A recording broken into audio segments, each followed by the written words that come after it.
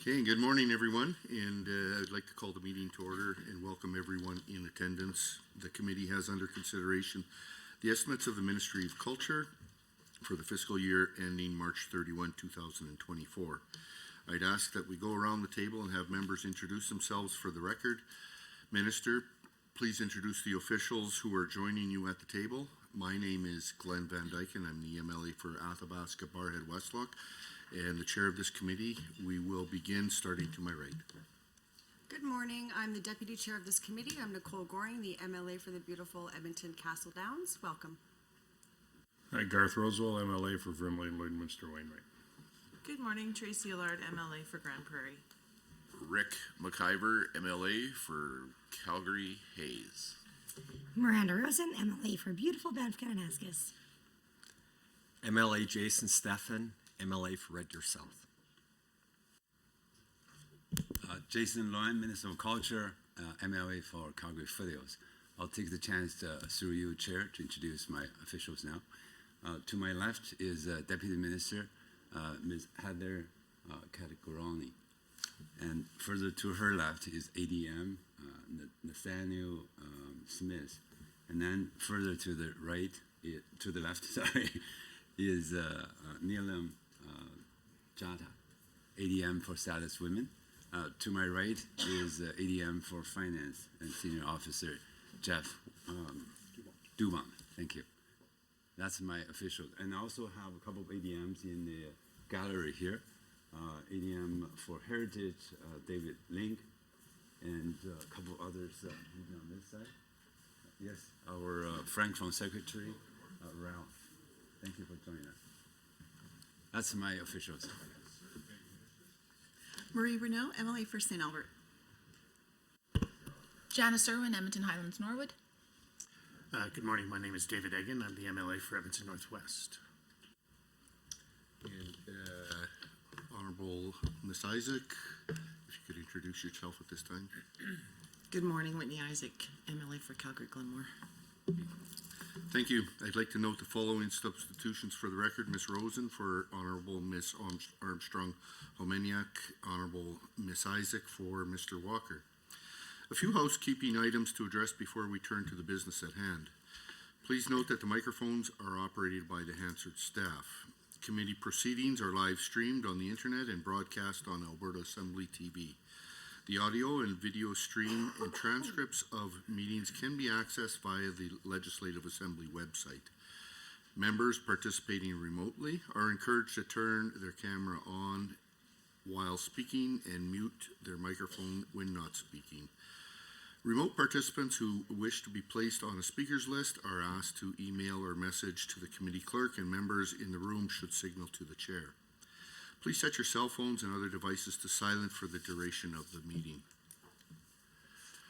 Honorable members, the standing order set out the process for consideration of the main estimates. A total of 3 hours has been scheduled for consideration of the estimates for the Ministry of Culture.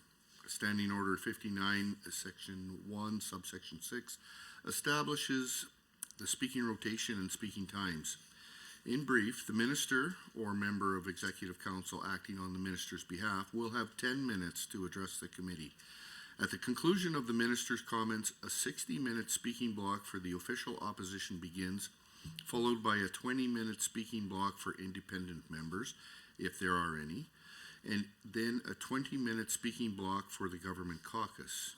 Individuals may only speak for up to 10 minutes at a time, but speaking times may be combined between the member and the minister. After this, speaking times will follow the same rotation of the official opposition, independent members, and the government caucus.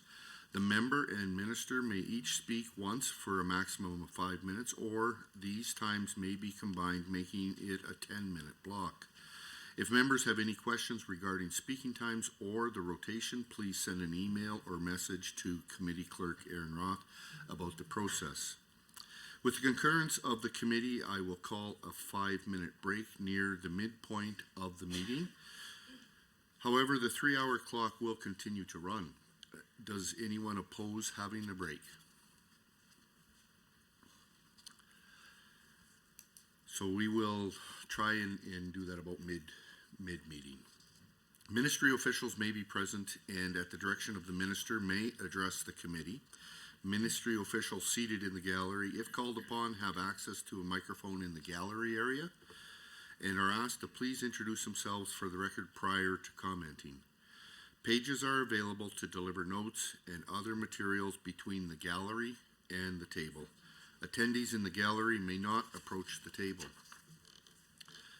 Space permitting, opposition caucus staff may sit at the table to assist their members. However, members have priority to sit at the table at all times.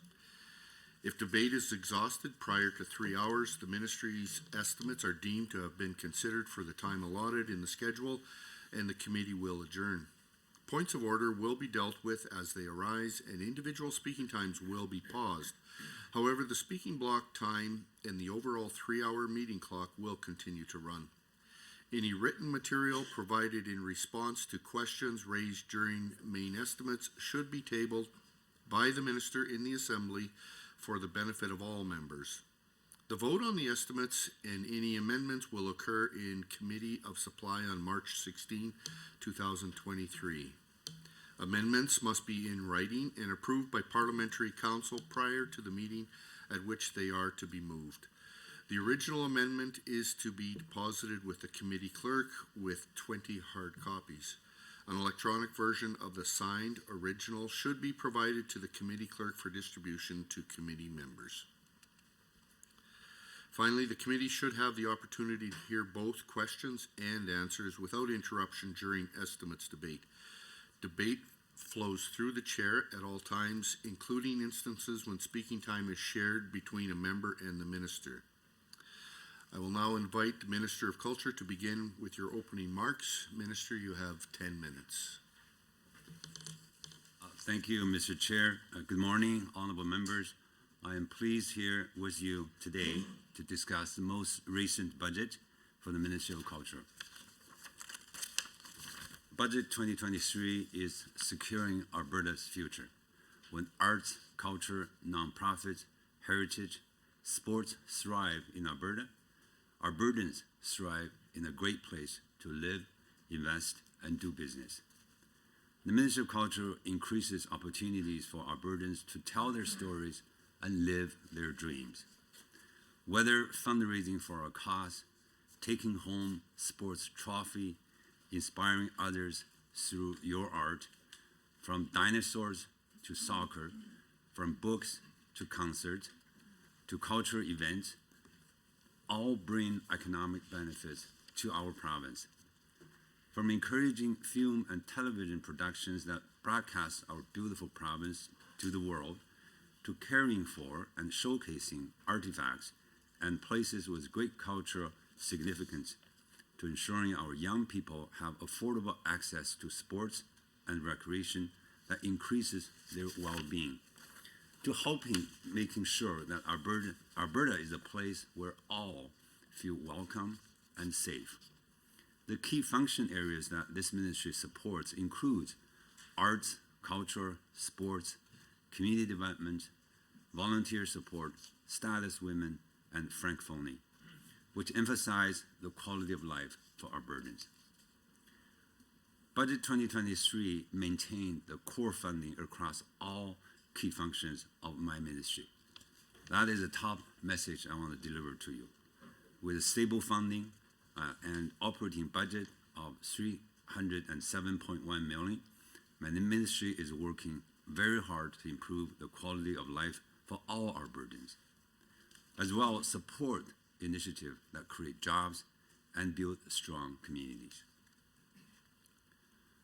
For the overall budget, I would highlight a couple points, and then I'll move into my key message number 2, which is with the rising emerging issues and some priority and some successes that we find, we increase some funding, but I'll talk that in a second. For the overall budget, I'll give you a couple of highlights showing the stability of our sector here, and then I'll move on to the second part. We're providing $174.2 million to community and volunteer support services because we know that local nonprofits form the backbone of strong, healthy communities. Much of the budget goes to organizations as grant funding. As many of you are familiar with, this is matching grant. In my biased view, it's one of the best ways to spend taxpayers' money to support communities. Budget 2023 also include $28 million in funding for arts. I'm pleased to report that funding to Alberta Foundation for Arts will remain stable at $25.6 million.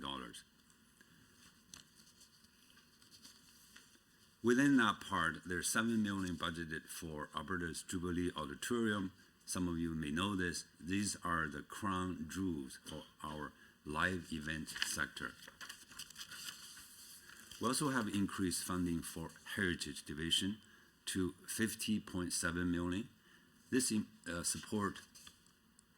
funding supports operations for 20 provincially owned historical sites, museums, and archives, all of which are starting to experience a return to pre-pandemic visitors volumes. Now I'd like to highlight my key message number 2. As I mentioned earlier, with emerging priorities and some of the early successes we found that we're expanding funding in that part. First, I'd like to highlight the sports, physical activity, and the recreational areas. As many of you know that inflation has created some challenges for Alberta families, particularly for youth. A pandemic didn't help that at all. With that, we recognize the need for youth to have a greater access and participation in sports and recreation activities because that directly link to their physical and mental health well-being. With that, we're adding $8 million new in that regard. Stay tuned, we have a great announcement coming. The second one is another $8 million injection to what we call build on our success. We have experienced an unforeseen economic boom in the creative industry. And with that, we added another $8 million there, which is a 35% increase in investment under the name of Alberta Media Grant. For those of you who might not know the details of this, this is Made in Alberta Productions, and they're the supply chains for the big project that are coming here doing productions. Our belief is through the support of this is not only creating Made in Alberta jobs, but also become the incubator for the big productions that are coming to Alberta. This is, again, based on the success we've seen in the last couple of years, and then now we're going double to increase that capacity. Third one I want to highlight is the increase of community grants, like what I mentioned earlier, the matching grant. We have increased 17% of CIP and CPAF grant to a total of $80 million, which is historical high. As part of that, the Community Facility Enhancement Program has increased 30%, bringing it to $50 million. And for some of you know that many of you advocated for your community, this program remains as one of the highest subscribed program, always have more demand than available resources. We're very pleased to come through with this significant increase here. The fourth point I want to mention is 20% increase in status women's budget. In particular, we added $1 million investment into helping sexual assault victims, particularly in rural and remote areas. And I highlight this initiative in my first attendance in the Federal, Provincial, and Territory Ministers meeting. It was well received. Next one I'd like to highlight is we added $26.7 million in budget 2023 for cultural capital infrastructure project, such as the one we announced 2 weeks ago, Citadel Theater, that folks in Edmonton will so familiar to that one. And last week I announced TELUS Spark, $9.5 million investment in the next 3 years. Along that list, we also have Botland theater in Central Alberta, and Renault Museum in Central Alberta too. So those are the additional resources that we intentionally increased for budget 2023. Let me sum it up from what I'm highlighting to you here. Budget 2023 is a great news for Albertans.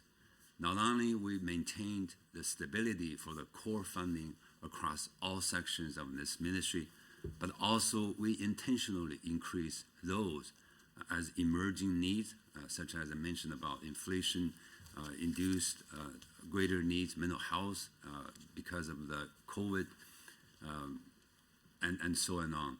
But also we didn't stop there. For the creative industry, many of you know, if you follow the news, that we are having a historical high in our province in terms of number of projects, the amount of investment coming to our province. With that, most of the big productions, they come to Alberta, 80% of their labor force is from local here. And who supply that? It's the small budgeted local productions. It's them that become incubator for that one. We had a great success of that last year, and everywhere I go, I visited, people tell me about that. And with that, we're following through communities' requests. We doubled the budget, and now we're creating this Made in Alberta media for that. So, honorable members, I want you to know that this ministry, not only we're anchored to support many parts of improvement of quality of life for Albertans, but we also have economic benefits in mind. We take what we received as success and expand that. In the end of the day, we want to create Alberta being the best place to live and raise a family. Good, thank you, Minister. For the hour that follows, members of the official opposition and the Minister may speak. Honorable members, you will be able to see the timer for the speaking block both in the committee room and on Microsoft Teams. I believe we will begin with MLA Renault, and would you like to combine your time with the Minister? Sure. Minister, will that work? Combined time? Sure. That's 10 minutes of block time, right? So yeah, well, if you want to do block time, then we can combine time or we can block time. Block time, please. Okay. MLA Renault, you may proceed. You have 10 minutes. It's not surprising at all. Okay, thank you. So we're doing 10-minute blocks, correct? Yes. Okay. First of all, before I begin, I'd just like to recognize that it is Francophone Month this month, and just wish everyone happy Francophone Month, and also recognize that we are on Treaty 6 territory, and important territory for the Métis people of Alberta. Okay, so in 2023-24 government estimates, page 59, I see total spending on the Francophone Secretariat is up slightly from last year. So what precisely does this increase cover? What are the total FTEs in the Francophone Secretariat? And is there a division between the two lines, so between the Francophone Secretariat and the French language services? So if there is a split, they're almost even in terms of budget, but I would like to know about the FTEs. That's my first question. The second one, in line 5.2, French language services involves managing the Canada-Alberta Agreement on French language services. So what is the total federal transfer amount for the Francophone Secretariat and French language services in this particular estimate? So in the 2023-24 estimate. Just for your reference, on page 64, there is an amount listed, the total amount, so I'm looking for that breakout. My third question is also on page 64 in government estimates. The transfers from Government of Canada shows a $9.9 million difference between 22-23 budget and 22-23 forecast. So I would like to know what the discrepancy is in that number. Is this an unspent amount, money that was left in Ottawa? If you could explain that to this committee, that would be most helpful. My next question, so Alberta has a growing and thriving Francophone community. I think that Probably this minister and some of his officials have certainly heard from the ACFA talking about the new census information and how important that information is for future planning. So the 2020-23 French Policy Action Plan certainly has a lot of unfinished work, and this government increases French language services and Francophone Secretariat by a minuscule amount. So in my first question, I noted the slight increase in on page 59 of government estimates, the tiny little increase in the Francophone Secretariat and French language services. And so I wouldn't mind if the minister or an official would somehow explain why this tiny little amount is sufficient to do the work, the unfinished work that's not only outlined in the annual report that was just tabled in February, but it's also in this report. I think the census information itself would indicate that there's a lot of work to be done, and yet in this budget amount, I see this tiny little minuscule amount that's supposed to, I guess, augment the work of this ministry. And then I look in comparison, then I'll hear government say, well, you know, we have to tighten our belts and be careful. But in the same budget, we just saw this government dump millions into an already bloated premier's office. So if the minister could explain that, what his role was really talking up at cabinet the need for additional dollars in this ministry, in this particular area, would be helpful.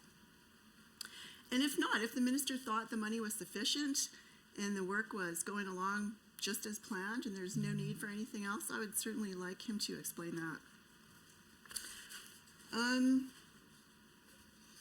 You know, I just want to add one more comment. So as I was reading through the business plan, and particularly on page 28 of the culture business plan, I notice again, and this is the language that this government uses probably daily, that they're going to stand up to Ottawa to get a better deal. And this applies to this ministry for sure, in this department or this area is French language services or Francophone Secretariat. And so there's a lot of talk about standing up to Ottawa, getting the best deal for Ottawa, yet I see this provincial ministry not really doing that much more, leaving money on the table or unspent dollars, and yet talking about standing up to Ottawa. So it doesn't quite line up. You know, the other thing I would add is I have heard from some Franco-Albertans or from the Francophone community their disappointment, actually, that the minister, after the budget, was unwilling to do an interview with French language media to answer some questions about the budget. So just putting that on the record, that was incredibly disappointing. Okay, let's see. So I'd like to talk a couple of minutes about the Franco-Albertan flag. So first of all, I've heard over the last few years, and different ministers have said different iterations of the same thing, is that, you know, we can't leave the flag up past 24 hours because it's a policy. It's a policy. So I'm wondering if the ministry would table that policy just for clarity for this committee so that we can understand exactly what they're referring to. I also notice on page 13 of the most recent annual French. This is all interesting, and I know the member has probably a litany of complaints, and I have no opinion on that. But the questions are several of the questions are well outside the budget, particularly the asking questions about a media interview, about a flag policy. There's probably other opportunities where the member can ask these questions in question period in other places, but if I could ask you for the member to respectfully deal with what we're all here for, is the budget of this ministry. If you don't mind, thank you, Mr. Chair. I mean, we are debating the culture budget generally, and of which the Francophone is part of that ministry. And each of the questions that the honourable member is bringing forward is in regards to the Francophone part of this ministry, which is inherently part of the budget as well. It should be noted as well that we are using block time here, and so each of us develop our line of questioning through a series of points that we built during a 10-minute period. So I think that the members' comments and questions are on points, and I look forward to hearing the rest of her time. Thank you. I don't believe this is a point of order. I believe that the line of questionings and the comments are relative to the Ministry of Culture. What I will say is I encourage all members to recognize that we are in budget estimates, ministry plans, and the like, and to try and focus as much as possible on the documents that we have before us without extrapolating too far outside of those documents. So at this time, I will not rule a point of order here, but I will allow you to continue now, MLA Renault. It is difficult to do these blocks because, we're not able to go back and forth and actually get answers. And what is difficult and when there are, ridiculous points of order called and the clock keeps going. So let me go back to the Franco-Albertan flag, and it does relate specifically to outcome number 2 in the business plan. And so I am asking about this policy because the Franco-Albertan flag, which is an official flag of the Francophone community in Alberta, is integral to their identity and culture in this province. And so I think these questions are important. So here's my question to the minister. And he talks about it at length in a number of reports. So after raising the Franco-Albertan flag on March 1st of 2022 in celebration of Mois de la Francophonie, how long did that flag fly during Francophone Month in Calgary and Edmonton? So that's my question. Now, does the Culture Ministry have any plans whatsoever? And again, Mr. Chair, this isn't the first time that we've heard from communities. It's not just the Francophone community that have had issues with a policy of the Culture Ministry. When their business plan is very specific about encouraging and enhancing culture right throughout Alberta, and I think I've established that the Franco-Albertan flag is an important symbol for this community, as are other flags, important symbols. But yet this government refuses to leave these flags up for more than 24 hours. But that's not for all flags, Mr. Chair, because I have seen a couple, and rightly so, for whatever reason that government is choosing to leave them up for months on end. That's great. I'm not disputing the validity of leaving another flag up. I'm just saying that the Franco-Albertan flag also needs to fly for the entire month of March. So that is my question. My next, how much time do I have left in this block, Mr. Chair? 2.5 minutes. Okay, perfect. My next set of questions are on the French Parliamentary Secretary. So my simple question for the ministry, or the minister actually, is why was the Francophone Parliamentary Secretary eliminated from this particular budget? It was there last year. So what was the cost last year, and what is the cost savings this year? And if there is no cost savings at all for eliminating the position of Parliamentary Secretary, could you please explain to this committee why that was done? Is there no desire to engage the community? Was the last person just useless? What was the point? Why was this position eliminated? And I'd like to give I would like to give you some reference. There are currently 12 parliamentary secretaries. There are parliamentary secretaries from status of women, small business, all the way to civil liberties. There are 12 of them. I'm not saying they're not important, probably all very important, but a parliamentary secretary for the Francophone community is also important. So I'd like this minister to explain the decision-making process here for not including that. So let me go back briefly because I'm sure the minister will pick and choose which questions to answer. I'd like to know why the increase to Francophone services was so small, if the minister could explain why that is. I would like to know why the federal funds last year were unspent, why there were some funds unspent. Maybe give us some information about what this ministry is doing to make life better going forward. I would also like to know about the flag policy. I would like that to be tabled. I would like to know how long the flag flew in Calgary and Edmonton during Francophone Month. And finally, I would like some explanation about the parliamentary secretary, because I think, and I'm quite sure that the ministry has received, I think the report that goes to the policy action plan from ACFA that goes to 2028. And I think they were very clear in each ministry about some of the things that they'd like to see. Some of the things really line up with the annual report from this ministry, but a couple of the things around the flag and the parliamentary secretary were very, very clear that they would like the flag flown at minimum for the entire month of Francophone Month, and they would also like a Franco-Albertan flag flown year-round in front of Francophone public schools in Alberta. There were some other things under arts that were Thank in this you, report, Emily Renaud. but other people will cover. That Thank you. concludes the 10-minute block. Minister, you have 10 minutes to respond to comments. Thank you, Mr. Chair, and thank you, honorable member, for lots of questions there. I'm going to attempt to address them all. I recognize some of your questions is overlapping to each other, so I might combine some of the questions there. I want to begin by saying I echo with what you started with. This March is Alberta Francophonie Month. I'm delighted being involved in several events, including yesterday was the second flag raising ceremony happened in here in Capital City.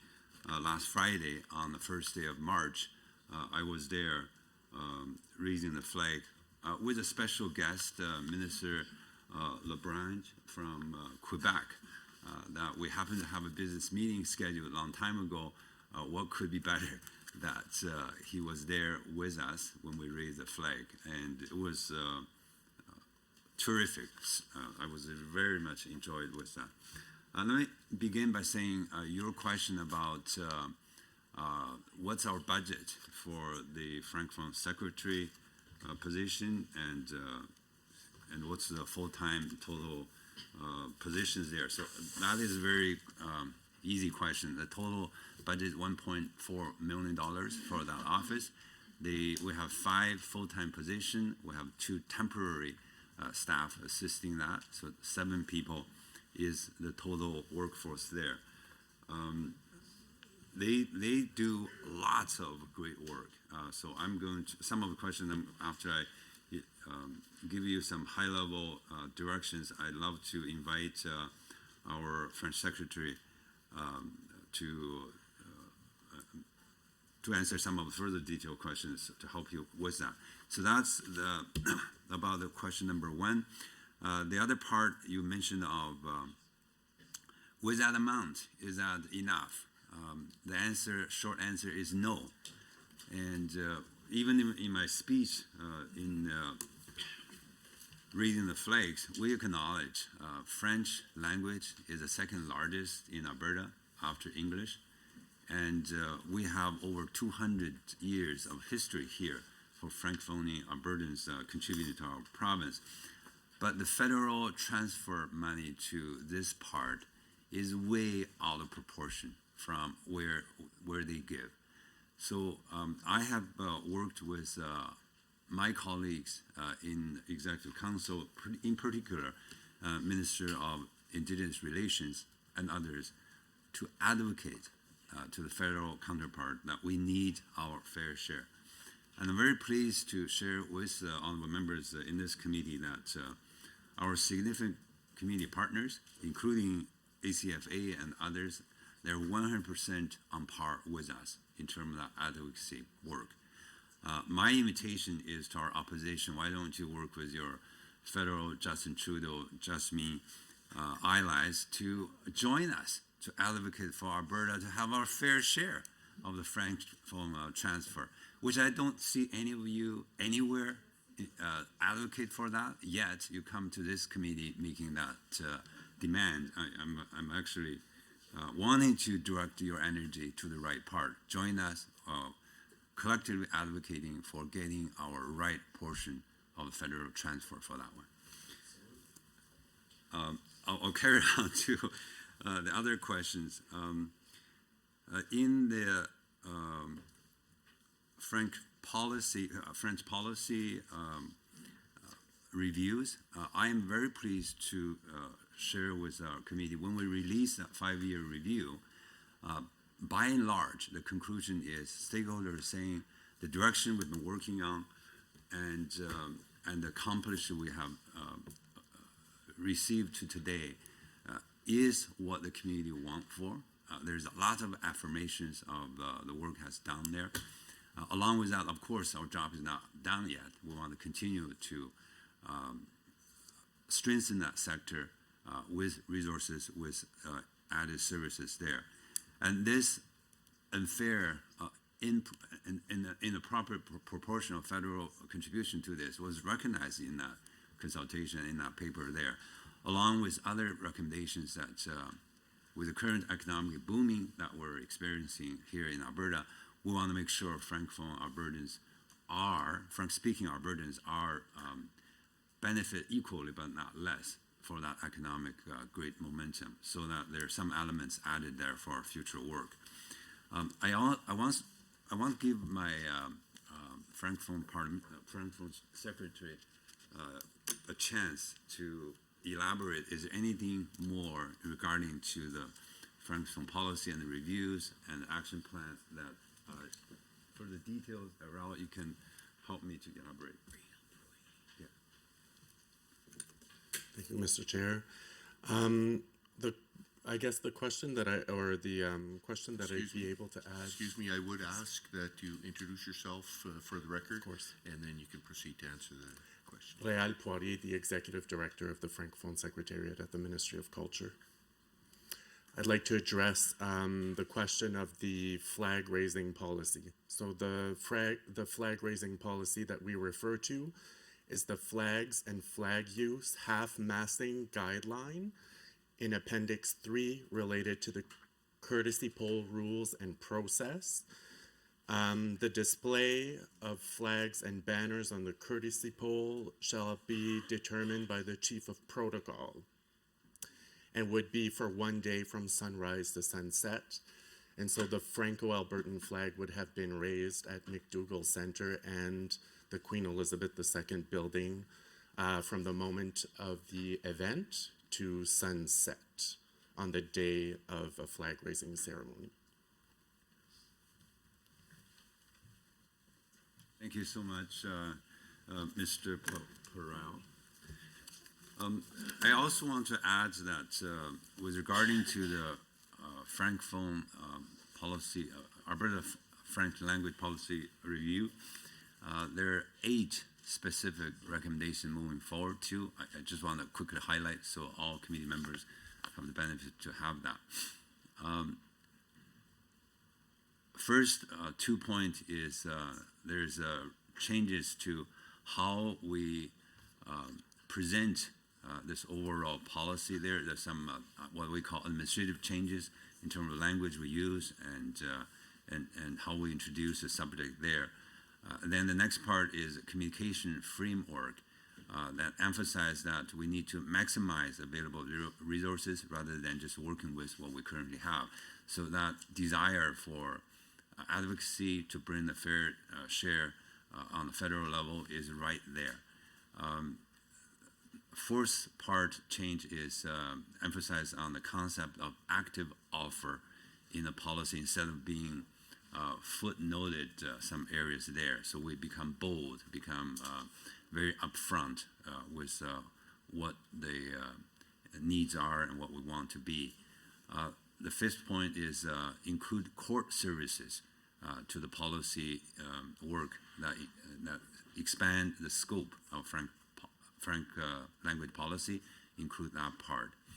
6 is one I mentioned about, given the economic boom we're having, emphasize economic development as a component of the support for the vitality of Francophone Albertans. 7th is instead of one-off engagement here and there, and have a multi-stakeholder, cross-ministry, holistic approach in advising policy change and actions and giving input and so on and forth.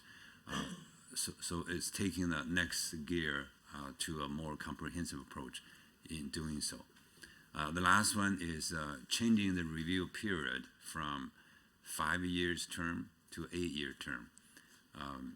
So those are the key changes outlined in moving forward for the Frank policy. Yeah. Let me move the subject to the question regarding to parliamentary secretary for Francophone position.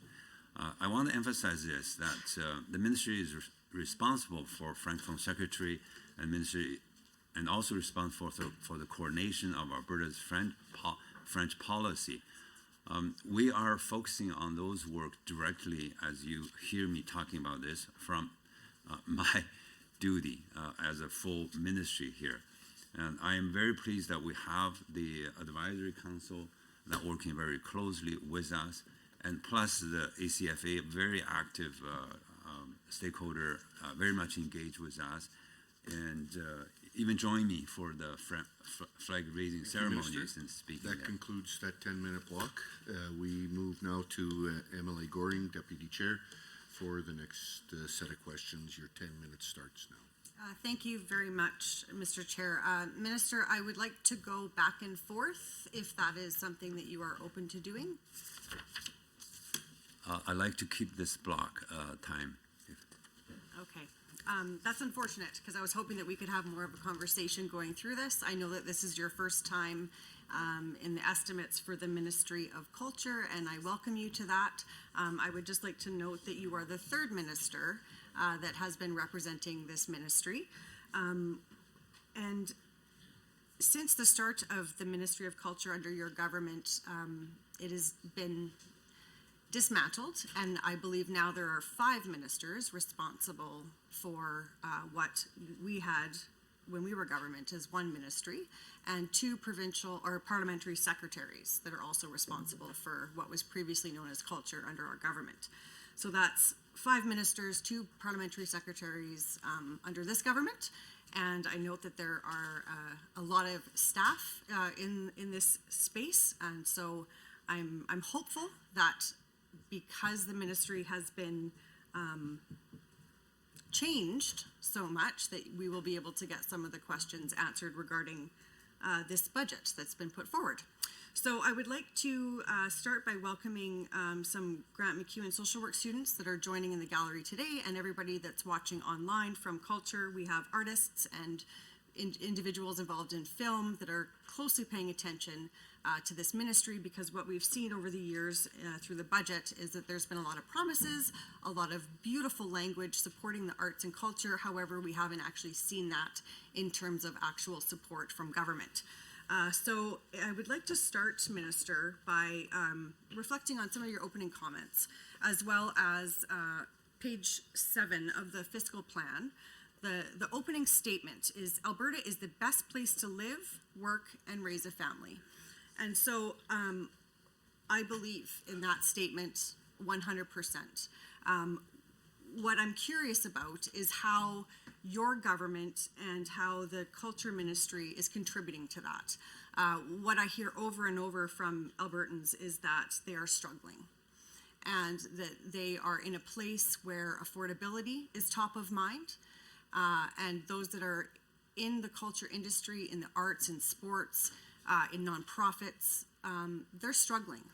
And so I would love to hear how this budget supports Albertans, specifically when it comes to culture, when it comes to arts, when it comes to sports, because I believe that a lot of this budget has really nice language in it that I would hope would support the community, but I don't see that in this budget. So I would like to know how that's tied in.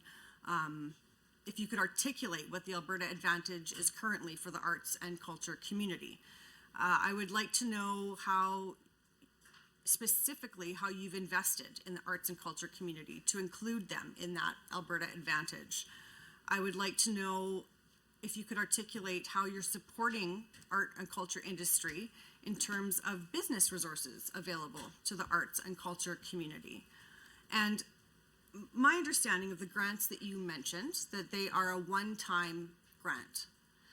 You mentioned an increase to the SIP grant, and I cannot see that increase. So if you could articulate where that increase is, that would be greatly appreciated. What I've been hearing from so many of the organizations across the province is that they have not recovered from COVID. They are still being impacted by the loss of revenue, and they are hurting in ways that has not been acknowledged by this government. there's a significant talk about burnout across volunteers, across the nonprofit sector, and there's a real lack of faith in this government and their capacity to adequately support them to recover from the impacts of COVID. And so I would like you to be able to point out where that advantage is for your ministry, specifically in the budget, where we can see that this is being supported. Because when we look at the grants that you mentioned, there are some significant downfalls in them. They've been significantly underfunded over the years throughout the ministry with previous ministers. And so I see that there's been an increase in the CFEP. However, over the last 3 years, it had been significantly underfunded. And so I'm curious how this budget supports community. You talked about community being, the nonprofits being the backbone of our province. And Minister, I couldn't agree more. Albertans, I would suggest, have been impacted by a nonprofit, by a charity organization in some form in their lives. I would say that they are the heart of our communities. Those volunteers and individuals that work in the nonprofit sector have seen so many Albertans, and they are struggling, Minister. And I don't see a real plan in place that supports those organizations, the nonprofit sector. I'm curious what the arts and culture industries can be told about what measures that you've put into this fiscal plan to assist them to be able to participate actively in the growth of the economy. They have mentioned over and over that they have not been a voice at the table. They are the front line, directly working with Albertans that have the insight about what is happening in each and every one of their communities, yet they're voicing that they have not had voice. And so at previous estimates, I've pleaded with ministers to reach out to those community organizations, to talk to them about what is happening in the province. They have the first line of response. They are our first responders. They are aware of what the needs are. And they have been so instrumental in making sure that the downfall of the government and the lack of supports and resources have been picked up by these charities and by these nonprofits. And so I would like to see in the budget where that support is coming from. I know that there's been a push in this government. We talked specifically about, I believe it's in the business plan on page 28, to be able to improve, so it's key objective 1.4, enhance the capacity of nonprofit organizations through facilitation, capacity building services, and promoting the importance of volunteerism through volunteer recognition programs. And so I would like you to expand on what that means, because we have a sector that is reporting burnout.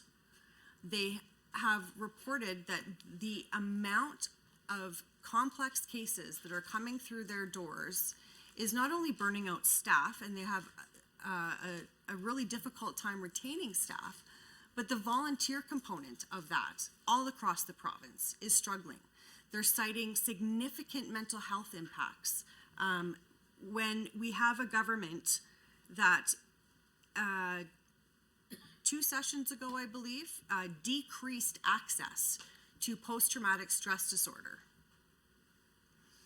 yet we have seen a spike in mental health concerns. We have seen trauma in so many more fields across the province, yet we have a government that decreased access to post-traumatic stress disorder supports and resources. I would like to know how that is being impacted when you talk about wanting to enhance the volunteer sector. Are you listening to the organizations that are reporting these concerns? Because we're hearing it very loud and clear that the complexity of those issues that are being brought forward to the nonprofit sector is skyrocketing, and there is not the supports available through this provincial government. So when you talk about being able to enhance volunteerism in the province, I would like to see in this budget what that looks like. I don't see a connection to mental health supports when it comes to our volunteers. There's zero acknowledgement that this is an issue that's being identified by the nonprofit sector across the province. You talk about the importance of the arts in the province, and I couldn't agree more, Minister. When we're looking at bringing investors into the province, one of the things that we hear from CEOs is that... Good, thank you, Deputy Chair Goring. That ends the 10-minute block for questions. Minister, you have up to 10 minutes to respond. Thank you, Mr. Chair, and thank you, all the member, for the question. Before I begin, I do want to address one fundamental part that when you opened your question, talking about I'm the first time doing an estimate, just correct the record for your information. I've been Associate Minister of Mental Health and Addiction, went through the estimate. I've been the Minister of Community Social Services, went through the estimate. Now I'm the Minister of Culture. This is the third time.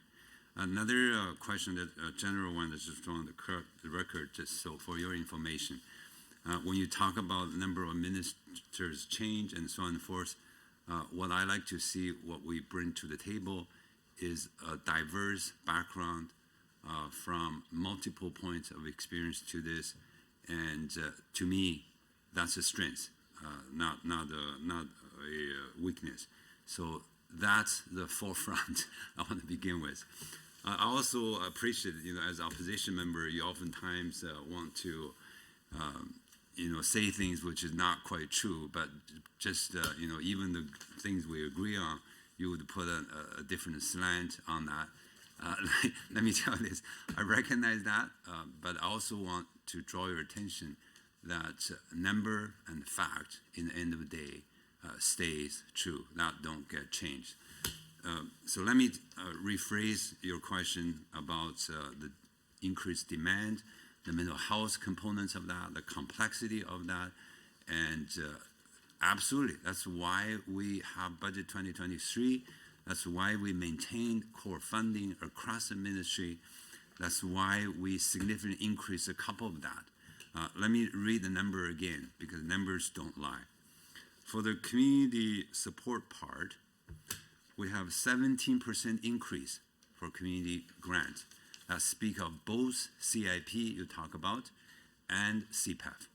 In particular, the facility enhancement part, CPEF, received 30% increase. So that's numbers speak for volumes. We have a total of 80 million for the community grant there. This is historical high. For CPEF grant alone, we have a total of 50 million. This is historical high. So those are the numbers. Let me tell you another number. I mentioned about affordability, inflation is a problem, and you and I echoed we need to increase that. The number tells the story there.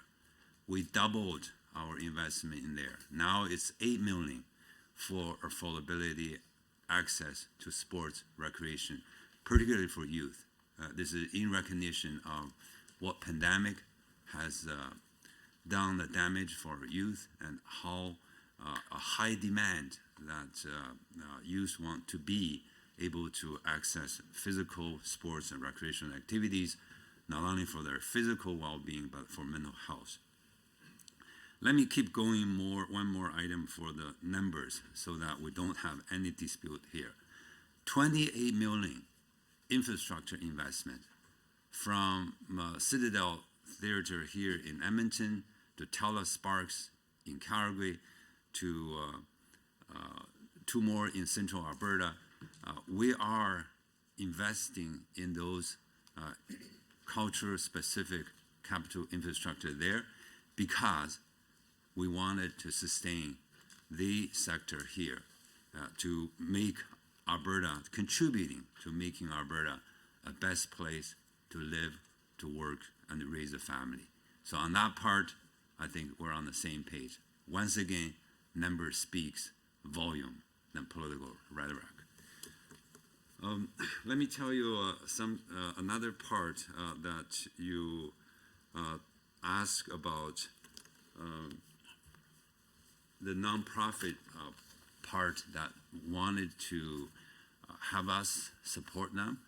I like to use CCVO as example.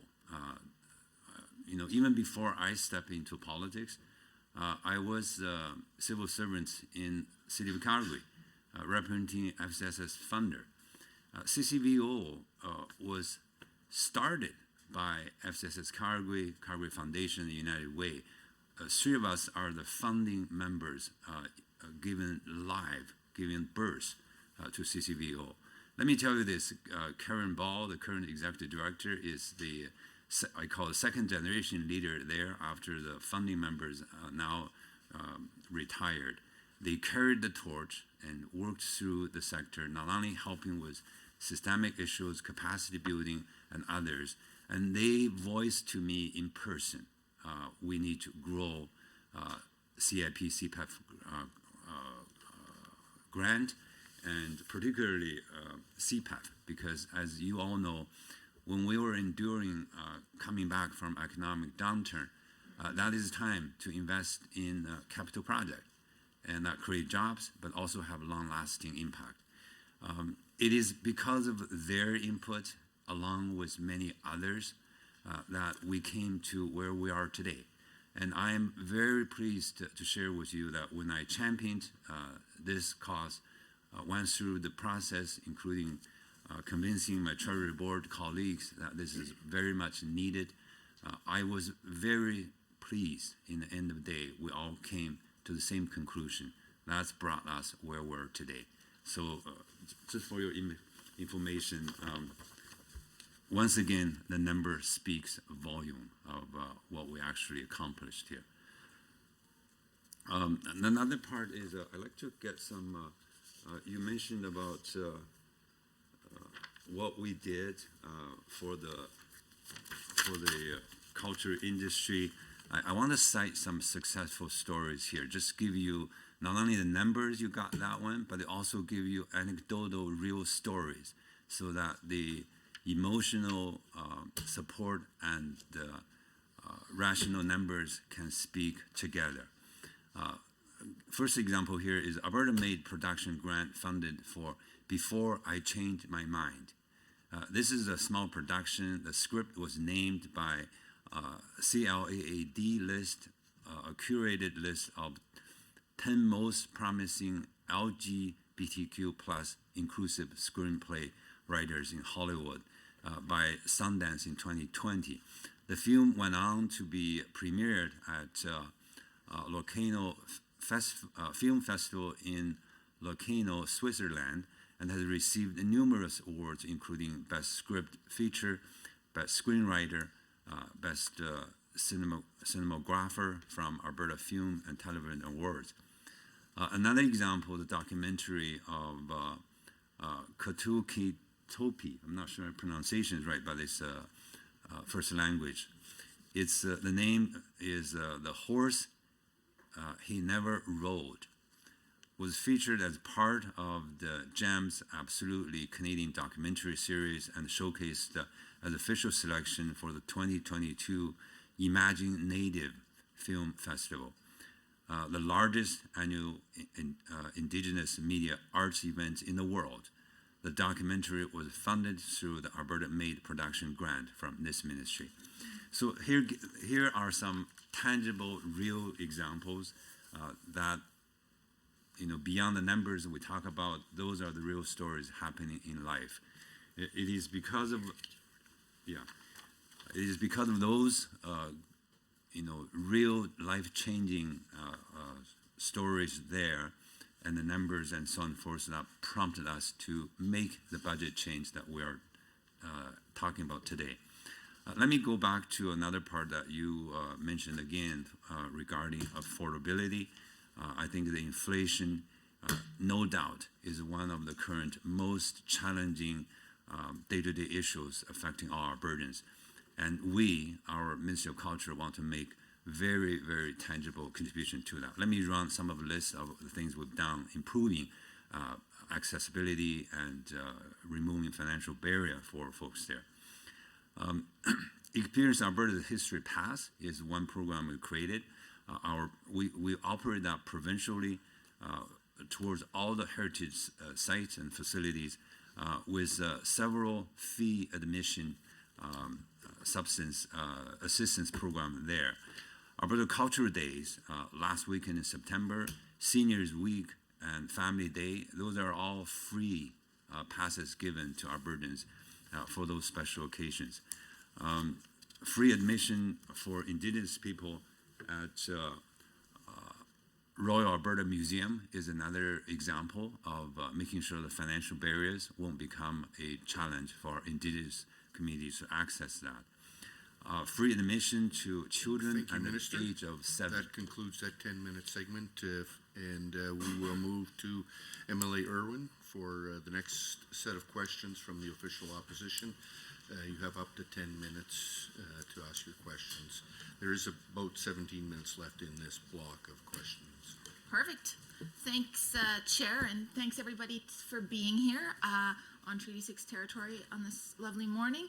And thanks to the civil servants here as well. I know it's not always easy doing the work you do as someone who was once a civil servant as well. And so just thanks for your work. So, you know, I'm going to focus mostly on status of women, well, what was once status of women.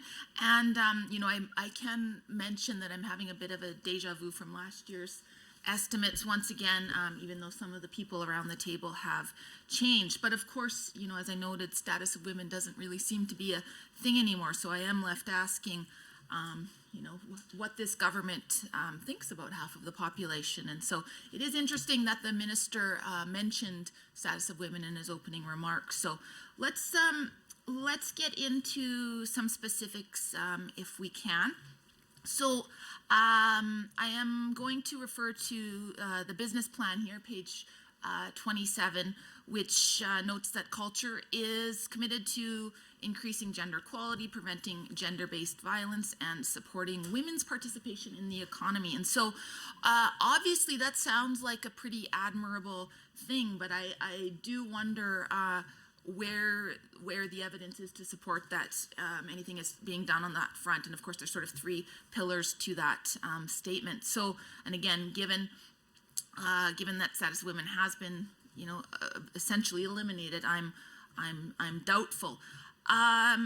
So I would ask, you know, on the gender equality piece, what work specifically is being done?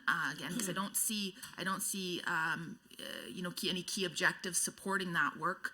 But on the gender-based violence piece, let's dig into that a little bit more. So you say, so on page 30 as an example, you talk about supporting victims of domestic violence through working with other government ministries. And under that, you talk about, which the minister did allude to in his opening statements, you talk about $1 million in 2023-24 to expand supports for rural sexual assault survivors and survivors of gender-based violence. So on that piece, I would like to know where specifically those dollars are going, because again, I paid keen attention to your opening remarks, and you did mention rural sexual assault. So I just would love to know, obviously you and I share an interest in supporting survivors, but we're not getting any sort of clarity about where exactly those dollars are going. So what are those supports for rural sexual assault survivors? How much of the $1 million is specifically going to survivors? And if you can break that down, I'd like to know that. And I would also like to know, Minister, how you are advocating specifically for survivors of domestic and sexual violence. Given that we all know, anybody who's been paying attention, not to me in question period, because I don't expect you to be paying attention to me in question period, but to the countless organizations that have spoken out about the lack of funding in this budget. And of course, we're talking about the Alberta Association of Sexual Assault Services. We're talking about, so ASIS, we're talking about SACE, the Sexual Assault Center of Edmonton, ACWS, the Alberta Council of Women's Shelters, just to name three. And so it's, you know, it's quite alarming and troubling to folks on the front lines, to survivors themselves, and of course to many Albertans, that this doesn't seem to be a priority of this government, particularly at a time when, you know, there are seemingly billions to give away to you know, pals of the Premier, but not to Albertans fleeing violence. So it does say a lot about your priorities. And I do wonder as well, you know, if we're not hearing from the minister on this, where's the parliamentary secretary? I don't see the parliamentary secretary. And so, you know, if the minister's not going to be speaking out, why isn't she pushing for funding? Why aren't all of you doing all you can to get survivor support? So a lot there, but again, because we're not sharing time, I have to speak incredibly fast. Next one, related on this, on a similar topic, and I will probably come back to gender-based violence as well, but something that's quite troubling to me is the fact that there are no references to Indigenous women in this year's budget documents for the Ministry of Culture. Of course, they are present in Indigenous relations. And so MMIWG2S+, so Missing and Murdered Indigenous Women, Girls, and Two-Spirit folks, that's been in multiple business plans in previous years, including in your own governments. And we know the data is clear that Indigenous women and girls experience far higher levels of violence than their non-Indigenous women and girl counterparts, right? And are much higher risk of experiencing specific forms of violence. And so, you know, last year in your business plan, on page 27, you talk specifically about addressing violence against Indigenous women and girls and Two-Spirit folks. And so I guess my question is, what are your plans? Do you have any efforts at all from your ministry to address the crisis facing missing and murdered Indigenous women and girls and Two-Spirit folks and their families? We know, and I've asked about this in every year that I've been in estimates, we know that addressing the 231 calls for justice will require resourcing and will require cross-ministerial collaboration. And so, you know, are you advocating for funding for this work? If it's not coming out of your ministry, what are you doing to support Indigenous relations in addressing these key calls for justice? Okay, moving along here. 2S LGBTQ plus supports. And again, I know I'm sounding like a broken record here, but last year, page 27 of your business plan, previous years as well, I could pull them up. I've got all the tabs open on my computer. You mentioned specifically, it's great to see it, violence against the 2S LGBTQ plus community. Again, any reference to the 2S LGBTQ plus community has been removed from your documents. There's not a single mention in any of your budget documents. I'm happy to be proven wrong, but for the Ministry of Culture, I don't see it. Previous years did. And so what message does this send? I mean, it's not lost on me that I'm asking these questions at a time where we've seen a rise and increase in violence and hate towards the 2S LGBTQ plus community. We've seen it in Calgary, downtown Calgary. We've seen a rise in anti-trans hate. This is a time where your ministry, because we're not going to see it anywhere else, I'm afraid, in this government, where your ministry could be leaders. You could be stepping up. Minister, you just mentioned some of the, you mentioned the 2S LGBTQ plus community when you talked about arts. Why aren't you naming it? If it's not named, it's not going to be addressed. And so how will you ensure that representation of the 2S LGBTQ plus community will be addressed? What activities are you engaged in? What funding is being provided? And please be specific.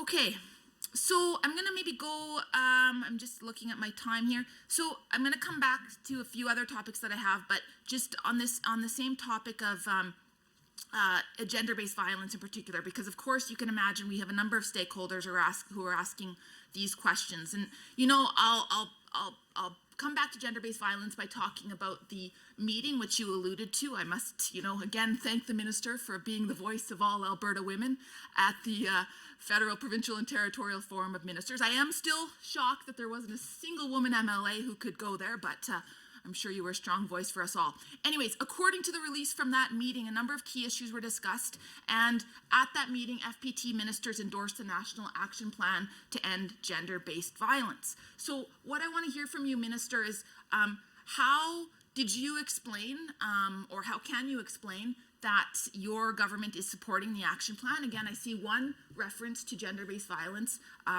in your budget documents, and that's on page 27. So if you can break that down, and if you can specifically break it down to talk about how you are going to be, addressing the plan, and are you signing that national action plan? Has our government committed? And if so, how will addressing the key objectives of that plan be funded? And if you can provide a breakdown there. So, and again, I'm only learning this from what I've read online, but I learned that you also discuss key issues that impact the advancement of gender equality, including women's economic participation and gender-based analysis plus. And again, here's where deja vu is hitting me very much, because I wonder how you would have contributed to the conversation on GBA plus, because we go back to page 26 of the business plan, which says supporting women's participation in Alberta's economy. One of the best ways to get at that outcome is through an intersectional approach. By applying a gender-based lens like Gender-Based Analysis Plus, we can assess the impacts of policies, programs, proposed legislation on women and on other underrepresented populations. And past business plans discussed GBA Plus, and in fact, GBA Plus was, was addressed in a cross-ministerial way. Of course, once again, all mentions of it are removed from this year's business plan. So I don't know, what would you have said at that meeting of federal and provincial leaders when it comes to GBA Plus? Because we know the government of Canada is pushing that. Thank you, Chair. That concludes the 10-minute block. Minister, you have up to 10 minutes, but we have just under 7 minutes left in this time. Thank you, Mr. Chair. I'll try to speed up. Let me begin by saying, Honorable Member, when I hear you saying lots of the work we presented today is admirable, thank you for saying that, and we're on the same page with that. We are taking some bold steps, moving some needles here, and your reference of you've seen that, and now you even added your own words for that. I want to thank you for that one. Lots of questions are interrelated, so I'm going to go just by the order I see fit and try to answer them all. Let me pick up the first one, which is victim of domestic violence, $1 million investment for rural sexual assault survivors assistance on that one. That one is a particular cutting edge one that Alberta lead. When I was at the Federal Territory Ministers meeting, when we each have turns to share some of the unique programs we have, this one was referenced there, and got lots of attention because remote areas, rural particular, share this common problem. When victims have to wait for 10 hours, days before they can have the evidence being collected, examined, and become strong ammunition to pursue the court procedures. It is a very realistic issue there that need to be removed. Let me tell you this, we piloted this last year, it was great success. This meant to be create a brand new training program so that healthcare workers in rural areas can quickly do the evidence collection part with confidence. Those are specialized skills. You need to have the training so that court will recognize that. Otherwise, you damage the very precious evidence collection piece of that. We're very pleased that with the pilot went so successful that I can't wait to see the first group of graduates finishing the program and started to provide a service to our rural folks on that. You were wondering about what are some of the breakdowns of how the dollar is spent on that one and the components of that. I'm going to invite my ADM, Neela Jada, to share that. And Neela, take it away from here. Thank you. Yes, from the $1 million that we received, a portion of that has gone to the Polytech Institute to develop the training program. It's about $200,000 there. We are also going to be providing a bursary for the healthcare professionals who are in rural and remote areas to take this course so that for free. And we are also putting money towards a contract to look at our best practices and how the data has been collected, and to come up with a more consolidated effort in collecting the data. So we're working with Alberta Health Services, mental health addictions, to try and we'll be doing that as well. And the remainder of the funding is going to go towards organizations that are working with men and boys to shift the culture. Thank you, ADM. Appreciate that. With that, I'm going to shift to another question you asked about, which is the National Action Plan, and thank you for paying a lot of attention to that one. Let me tell you this. When I was there working with our federal counterpart and other ministers across the country and territories, it was a very interesting dialogue. In one hand, the overall framework of ending domestic violence, gender-based violence, is well received because the framework created a very broad stroke components there. And Honorable Member, you mentioned about Indigenous community involvement in this one. That was anchored as one of the top 4 pillars there in that National Action Plan. So with that, we not only endorsed the broader scope of the framework, but most importantly, ministers after ministers, I did a lot of that on behalf of Albertans, is negotiating a true bilateral agreement, meaning that we recognize the overall goal, well, we are collectively sharing, but in how to get there, local priority has to be respected to the local provinces and territories. So federal government is not going to use their contribution of funding to tell us exactly what they want to do. And we negotiate words by words, motion by motion. Every piece when we agreed on, it needs to honor local priority and autonomy of provinces and territories to make their own decisions about which program they fund, how they use that money for. Let me tell you this, it was hard work, but was very, very interesting 3 days of engagement and accomplishment. In the end of the day, we passed on every motion that referenced local autonomy, referenced that the overall funding need to reflect each province's and territories' own choice of how they want to spend the money. And let me tell you this, if we succeeded on that one, I'm very much wanting to see until the bilateral agreement is signed and the dollars in our pocket and we can spend, then I'll say mission accomplished. To today, we're still working on that. They honored every statement, every motion we passed in such a way, but I need to see the final agreement that the dollar is coming in such a way. The reason I'm saying that is this, Alberta has spent so much money in this area. We'll increase that again this year. Thank you, Minister. That concludes the first portion of questions from the official opposition. Seeing no independent members at the meeting, we now move on to the Government Caucus for 20 minutes of questions from the members. Would you like to combine your time with the Minister? I believe MLA Stefan, you will be starting. That's correct, Chair. Would you like to combine or separate blocks? Combine, please. That's great. I have some really important questions to talk about.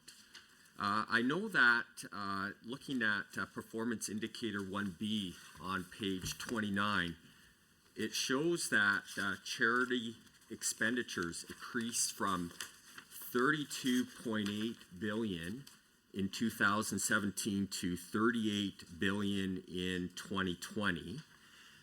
The first question that I would have is, do you have the numbers for 21 and 22?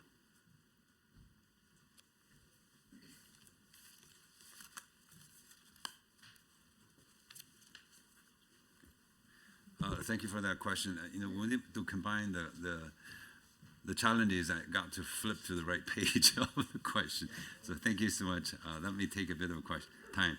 Culture support the growth of Alberta's creative and the culture industry through consultation, advocacy, development, and collaborative effort to expand market access and create jobs for Albertans.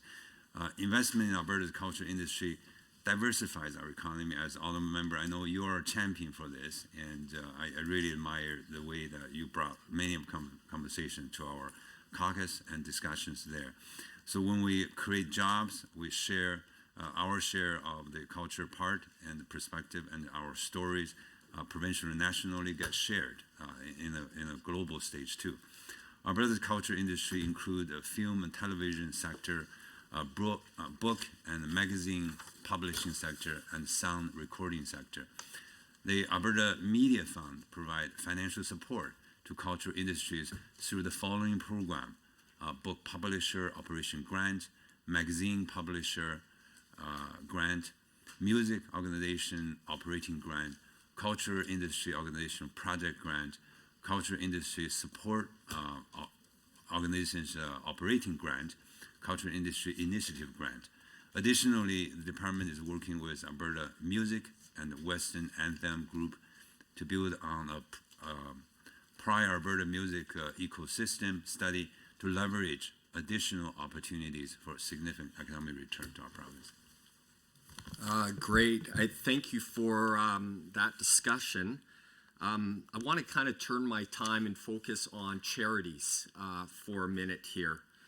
I know that Albertans are known for their generosity and caring nature. And in fact, just kind of following up on this, there was an article in the Calgary Herald in December 2022, which is very recent, that reported that Albertans had the highest per capita of any province in Canada for giving of around $2,800 per individual, which is just a wonderful statistic. It speaks to the culture of Alberta.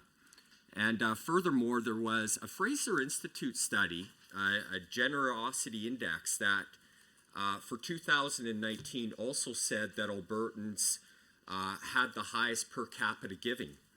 But interestingly, in terms of proportion of Albertans giving, Albertans were fifth. Now, I kind of want to focus on that as it relates to the 2023 budget. Alberta is, we kind of asked the question about the Alberta Advantage. And for charitable giving above $200, currently if an Albertan donates, and they've donated over $200, they get a 50% credit. So for every dollar they donate, they get 50 cents on the dollar back.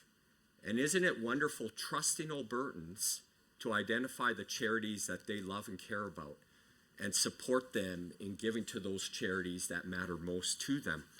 So we had this Alberta Advantage.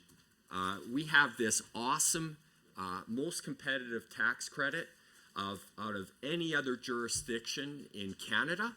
We have this 50% credit, which reinforces and supports Albertans, in fact, having that highest per capita giving in all of Canada. Now, something that I'm quite excited to ask you about for the 2023 budget is that while we had this competitive advantage, we were the best in all of Canada at that 50% credit. My understanding is for 2023, we have increased the charity tax credit for donations under $200. So if an individual Albertan, perhaps of modest means, who had less capacity to donate, to participate in charities they care about, we have increased our charitable tax credits so that an Albertan who now donates in 2023, instead of getting a 25% credit, they get a 75% credit. And that is just wonderful. So if an Albertan decides to donate to a charity that they love and care about, and they donate $200, and perhaps they are of modest means, they can receive a tax credit, a refund of their taxes of now $150. And, you know, the wonderful thing that I think about this charitable tax credit is prior to this change, the political donation tax credit was also a 75% credit on the first $200. And isn't it great that we have created parity? You know, it's certainly important to encourage and support Albertans in participating in our political civic environment, but it's also the charity, the esteem accorded to charities. We have now created parity there with supporting that 75% credit. And what I will say on that really important initiative that I'm going to ask you to comment on, but, you know, in that Fraser Institute study where they identified that Albertans on a per capita basis were the most generous, and certainly this will continue. This charitable tax credit will only support our charitable organizations. And on that chart that I referred to, where we saw charitable expenditures go up from 2017 from 32.8 to $38 billion, their capacity to support Albertans is now going to be increased with this credit. But the exciting thing for me is while the Fraser Institute for 2019, yes, identified that we are, from a per capita basis, the most generous individuals in all of Canada in terms of per capita donating, but we were only 5th in participation. I believe, and I'm really excited to see the fruits of this, with us becoming not only the best above 200, but now we are going to clearly be the best from an Alberta Advantage perspective with donations under 200. And we will be far and above the best in all of Canada. That 5th place participation that the Fraser Institute identified for 19, for 2023 going forward, I do believe, because we have shown Albertans, we've demonstrated Albertans that we trust them to support the charities that they feel strongly about, that we are partnering with them, that we will now not only be the highest per capita, but we will be the highest in participation. Minister, I appreciate you sharing with the committee your excitement, your enthusiasm for this very exciting transformative initiative for Budget 2023 supporting charitable giving. Thank you, Honorable Member. I know your passion in this area inspires me and inspire our colleagues about that. I also know that through a private member bill from MLA from Peace River that increased the tax deductible credit for charitable donation from 50% to 75% for the first $200. So I'm with you. The effort we made there and the collective work we've done absolutely position Alberta as one of the best places in the world. Particularly the charitable, religious, nonprofit communities, how they contribute so generously to our culture and the community part of life. In addition to all the things you talk about, the Alberta advantages, the pride that we share, I also want to share with you and through you to all the committee members here, with our current budget, we continue to support a brand new program leveraging additional support in this way. It's called Crowdfunding Alberta. This is similar, if I use a short nickname, it's similar like a Fund Me kind of a thing, but it's tailored to nonprofit. Every dollar that you put in there, we will match up with you as a way of encouraging you to contribute, to give more to our community. The Crowdfunding Alberta helps nonprofits generate faster and flexible funding for program services as small as kids want to get together, developing strong peer relationships, to mentoring program and others. You name it. You create the program that is meaningful for you. You put a bit of your own money there. We'll be there with you to make it bigger. So that's one new thing. Since the launch of that program, over 150 organizations have successfully got approval for the matching grant from Alberta's crowdfunding platform, with over 120 campaigns being approved. The total fund raised today are in excess of $333,775. The organizations may be eligible for up to $15,000 in matching funds and a 1,000 referral bonus. So we want more people to take advantage of that. I hope by sharing those additional information, I can see you nodding that this is what makes us proud to be Albertans. And not only we can generate huge economic momentum, we have heart. We care for our community. We have compassion to address some of the social needs there. But we don't do it in a way of government tell you what to do. We do it along with community. And through the crowdfunding approach, you can see it's a community led on this, and we match with what they do.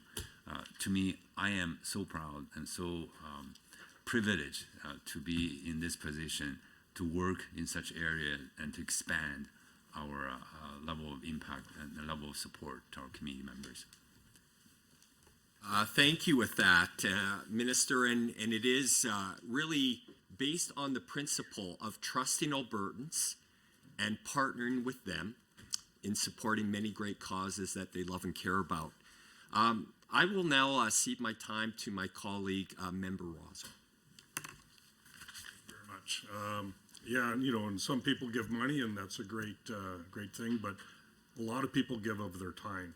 And when we look at community organizations, play a vital role in the communities that they're in.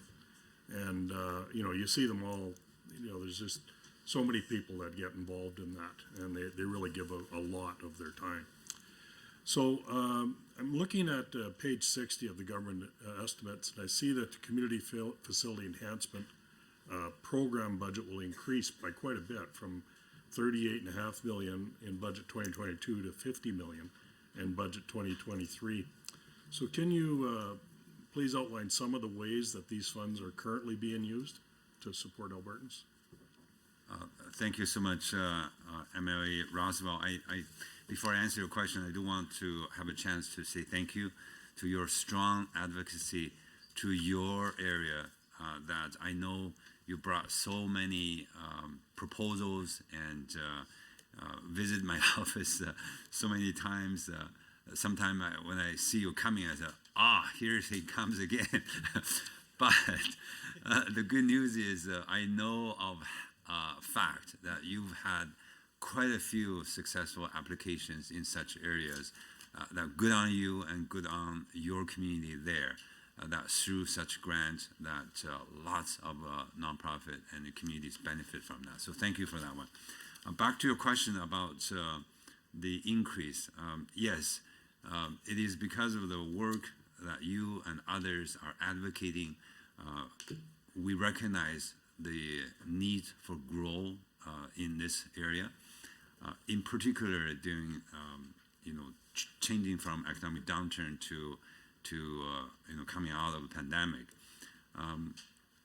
having facility enhancement program down.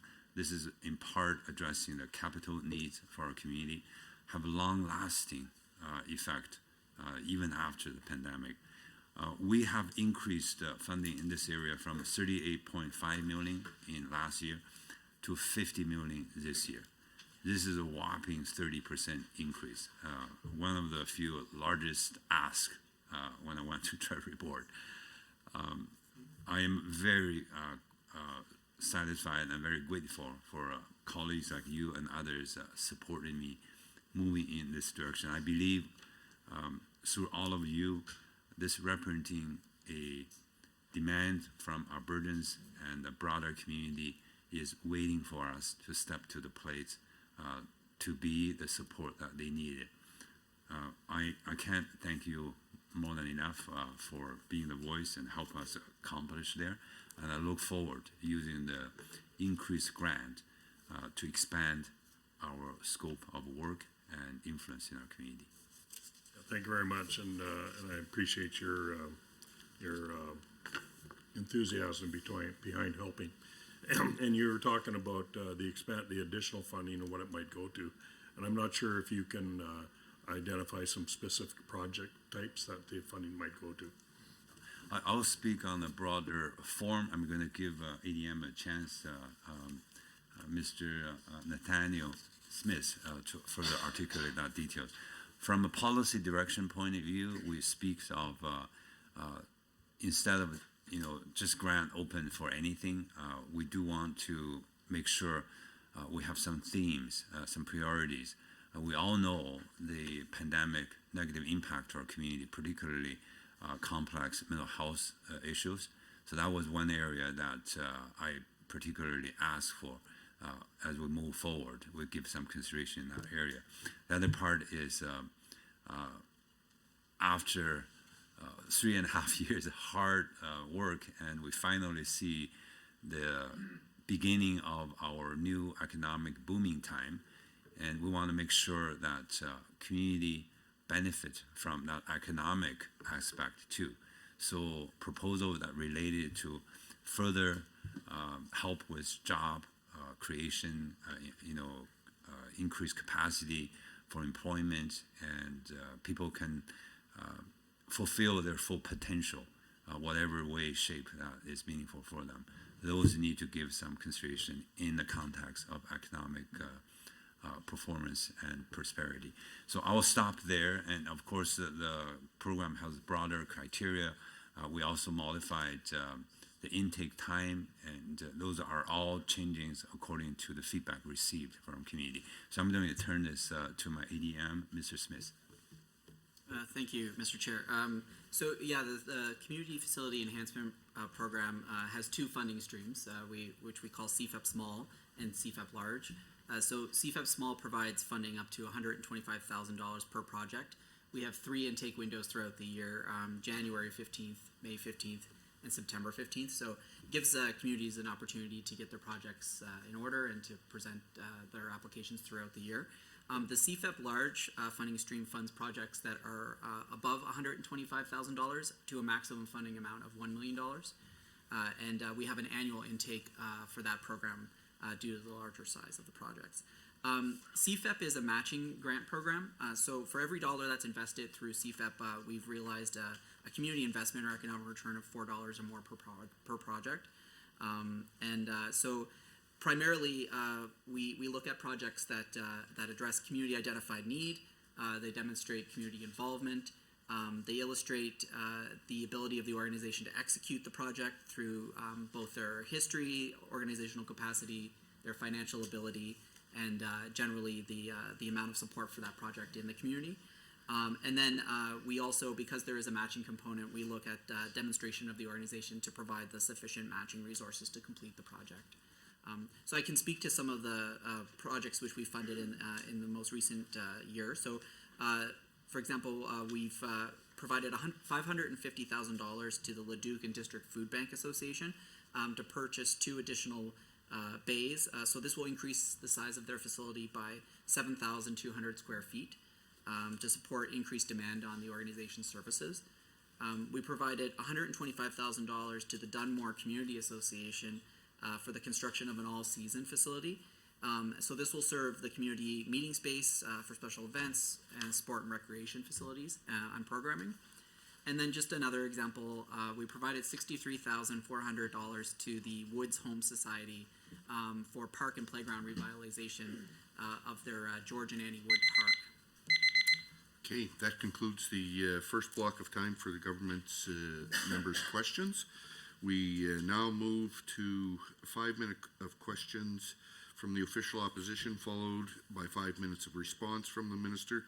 As mentioned, members are asked to advise the chair at the beginning of their rotation if they wish to combine their time with the minister's time. Please remember that discussion should flow through the chair at all times, regardless of whether or not speaking time is combined.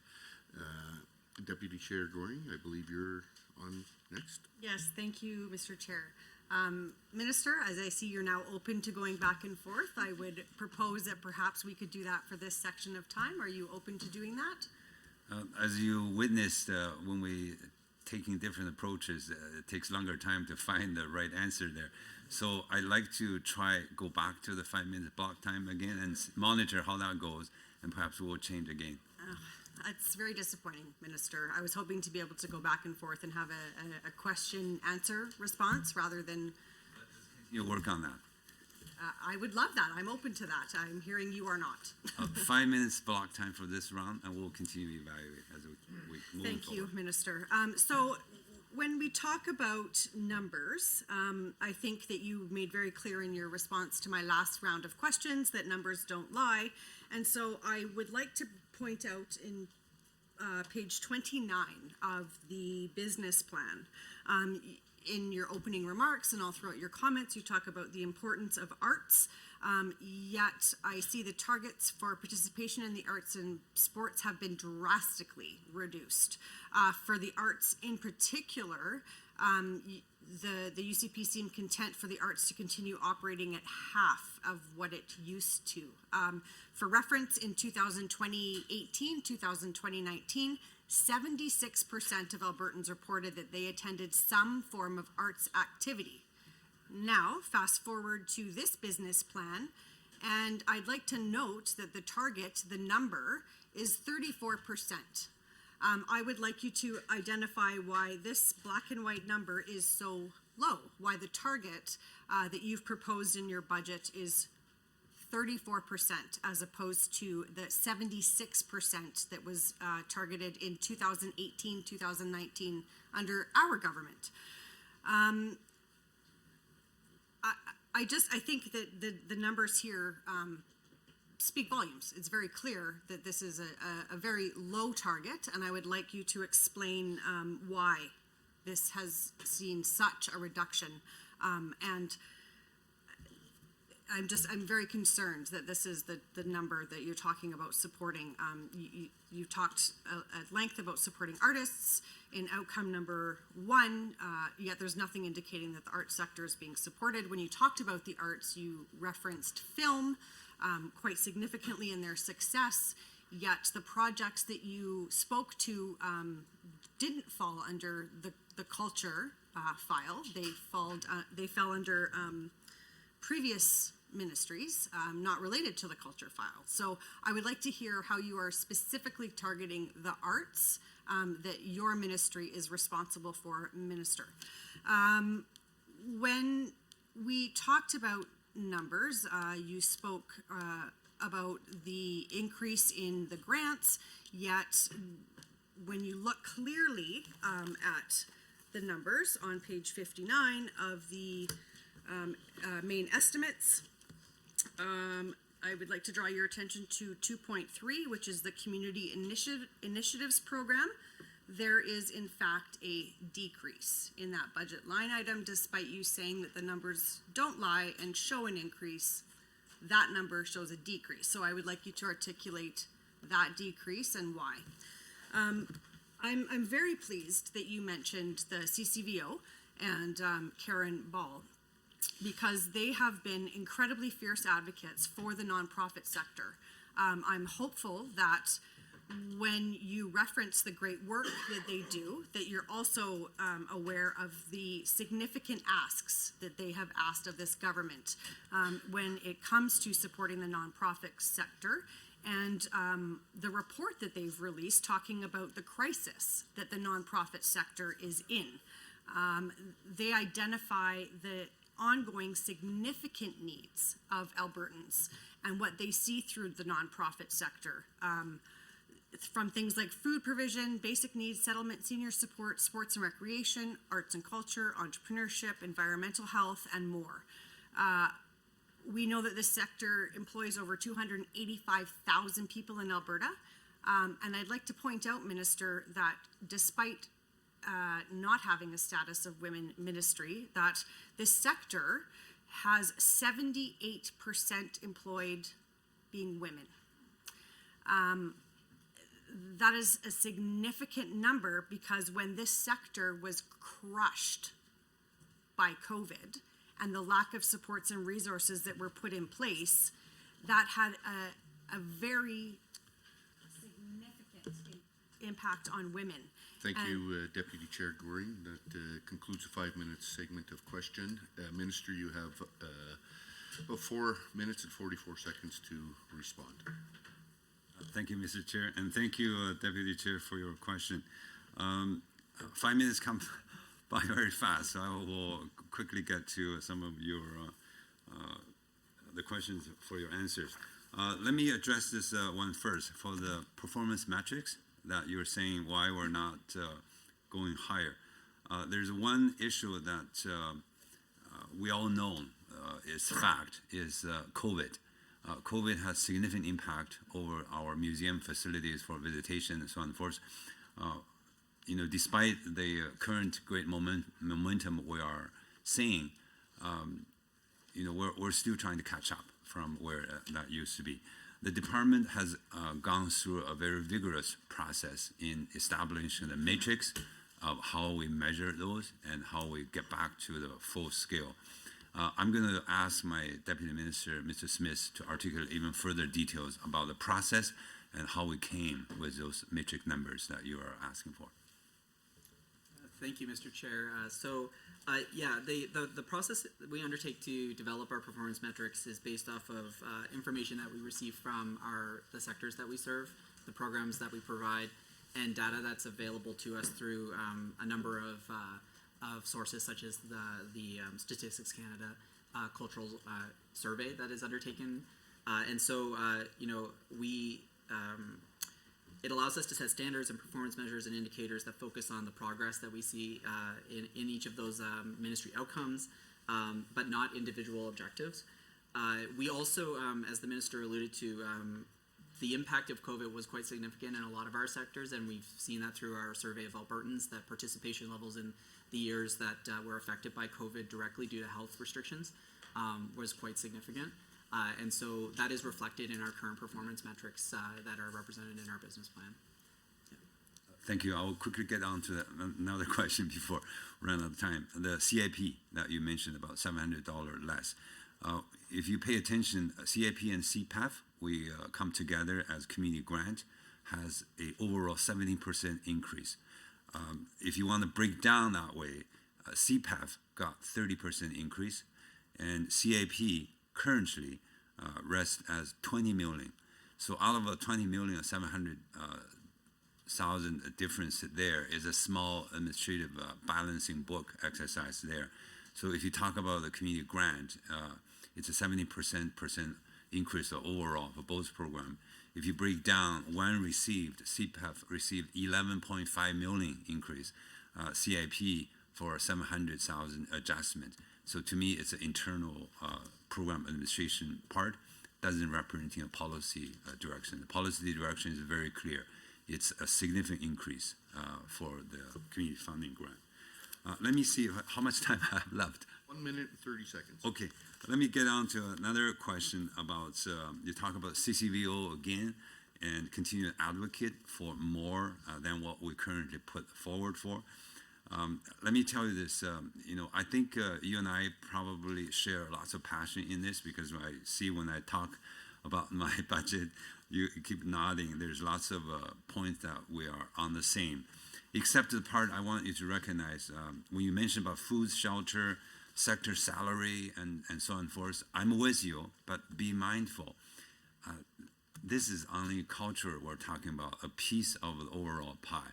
I don't want to speak to my colleague, Minister Nixon, who is currently in charge of community social services, but I can tell you I'm so attempting to talk about all the increases there, but I'll leave that to him when he has a chance to respond. But what I want to draw your attention is I'm with you.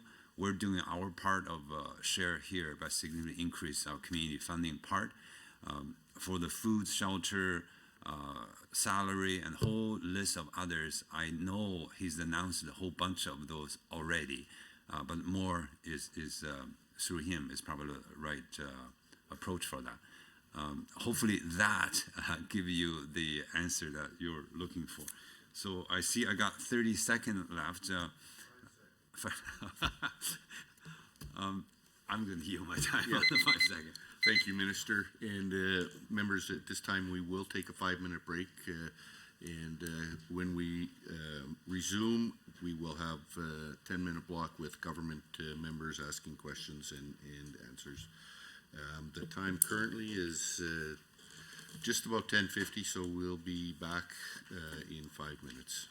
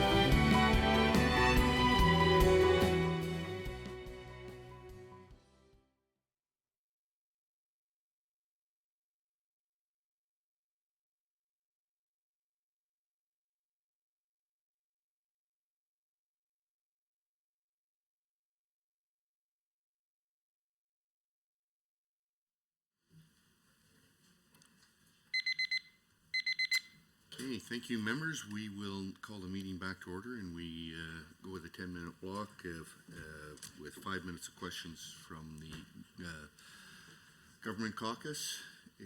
Who wishes to proceed? MLA Isaac, you may proceed at this time. Thank you very much, Mr. Chair. Minister, earlier this morning, there was a conversation with respect to status of women, and specifically with respect to sexual violence, and reference was made to work with men and boys. Certainly, we know that sexual violence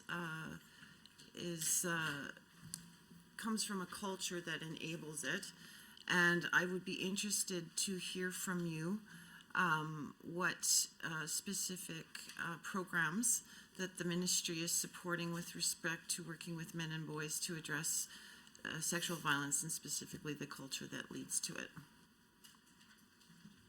Thank you so much, Honourable Member, for your question. I also know you've championed this cause in the past, and I want to thank you for your special contribution to this. And I feel like I'm walking shoes that you guys have created before, trying to catch up.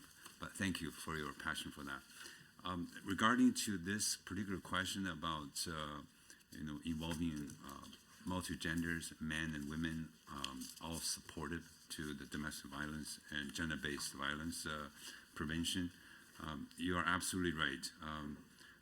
Alberta, in some way, is saying, championing this. When I was at the Federal Territory Ministers Conference there, we have articulated one of the program called Voice here in Alberta. That is having mentors, athletes that mentor others who are in this area that needed help.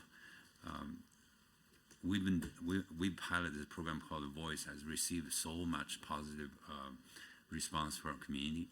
We funded them under several streams for a total of close to $900,000. They're still growing. When I shared this athlete being the mentors for others in domestic violence victim support services there, it generated so much support across the country from other jurisdictions. They're interested in knowing how are we doing this. I wasn't sure, were you there when they formally launched an expansion of the program into the phase 2? It was unreal. I was so pleased mingling with some of the top athletes and talking with some of the victims there, and how much they see this kind of natural mentoring way transformed their life. And plus we have the University of Calgary's top research group that using data to inform practice. It feels like all the stars aligned on this one. It was just so great to see. So thank you so much for being supportive to that one. And Minister, I should have asked you at the beginning of this. I trust that it's okay to go back and forth. I have one more quick question for you, and it is a very quick question. Earlier, we were speaking about CFEP, and certainly we know that that's a very successful program based on matching funds, shovel-ready projects. But you also have, I believe it's on 2.2. Where did I see that? I'm going to say 2.2, where it's other,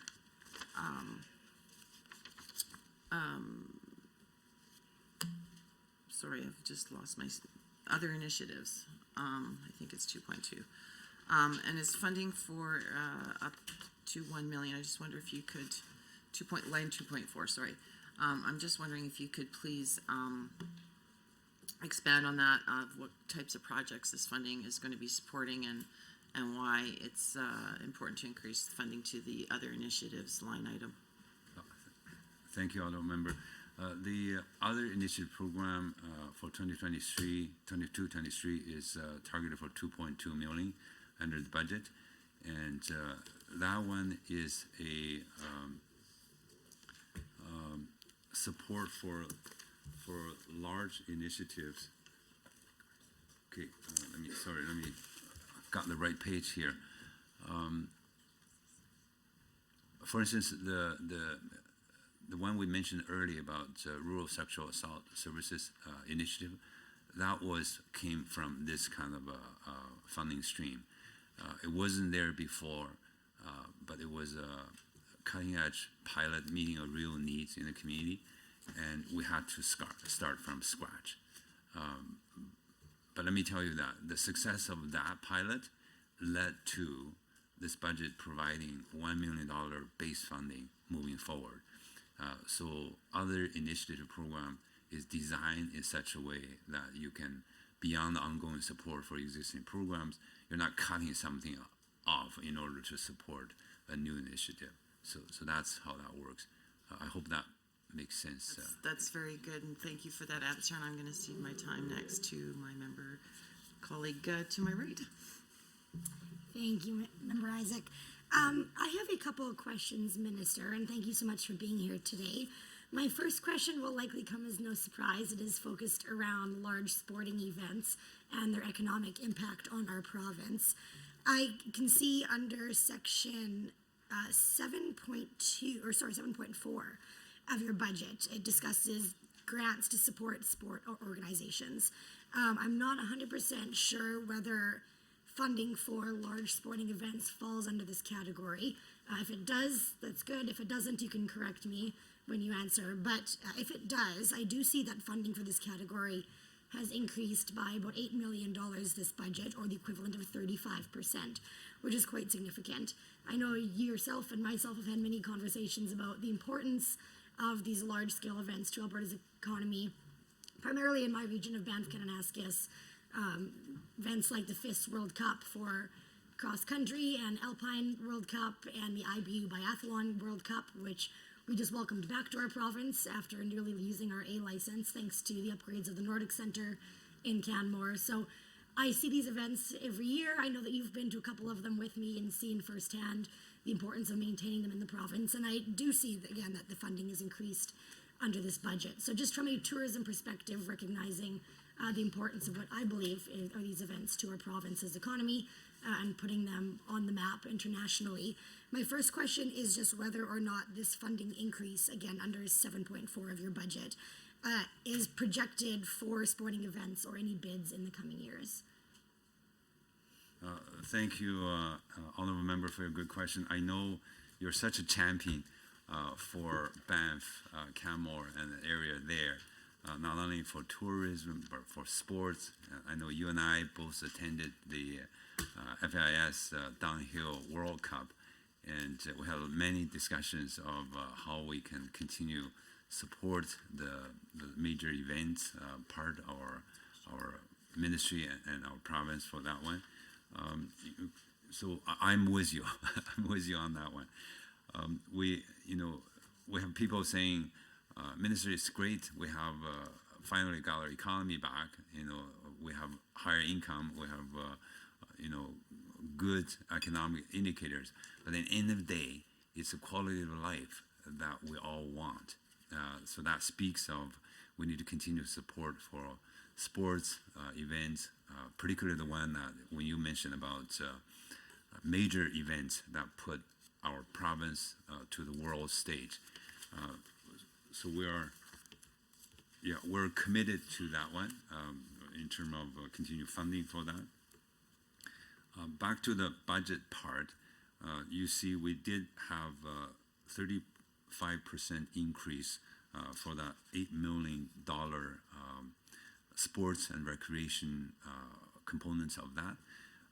We have further details in the coming weeks to announce. I don't want to spoke my own pending announcement, but we'll have further details to share by then. But from a principal point of view, let me tell you, I am with you in terms of we need to continue to support those major sports events, and we're entertaining lots of those proposals.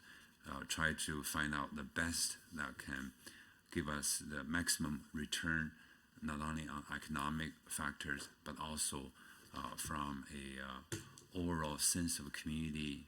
People say sports build nation, and I am wholeheartedly agree with that. Give us pride, make Alberta to the world stage, and I know you've been a strong advocate for the FIS World Cup. That one, along with many others, are in the consideration.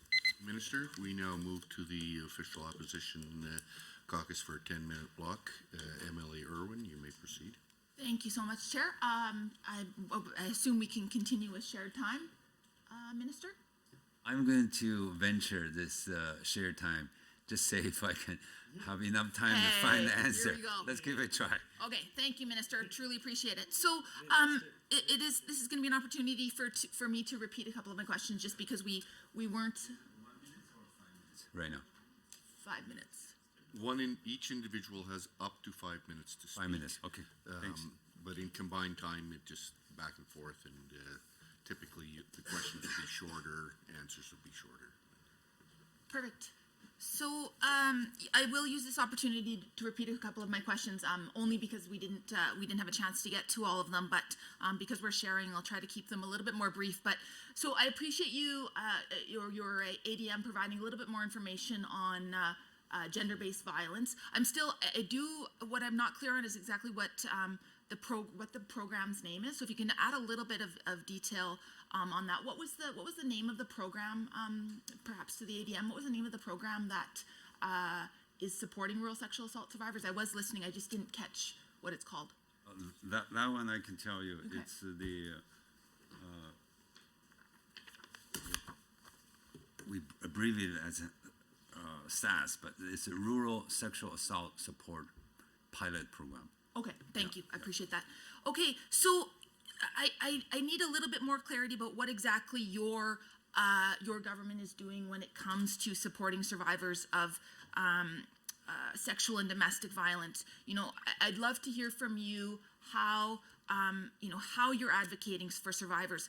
As I noted, a number of organizations have spoken out about the lack of funding in your government's budget. And we've just learned that one of your colleagues, the Minister for Mental Health and Addictions, has just canceled a meeting with the Sexual Assault Center of Edmonton to talk about the absolutely dire need for funding. And so, what message does this send? And why is no one in your government willing to stand up for survivors of sexual and domestic violence? You should be speaking out. You should be pushing for funding. You should be doing all you can to get survivor supports. And instead, we're getting crickets, and worse than that, we're getting canceled meetings. So, Minister, what are you doing to support survivors?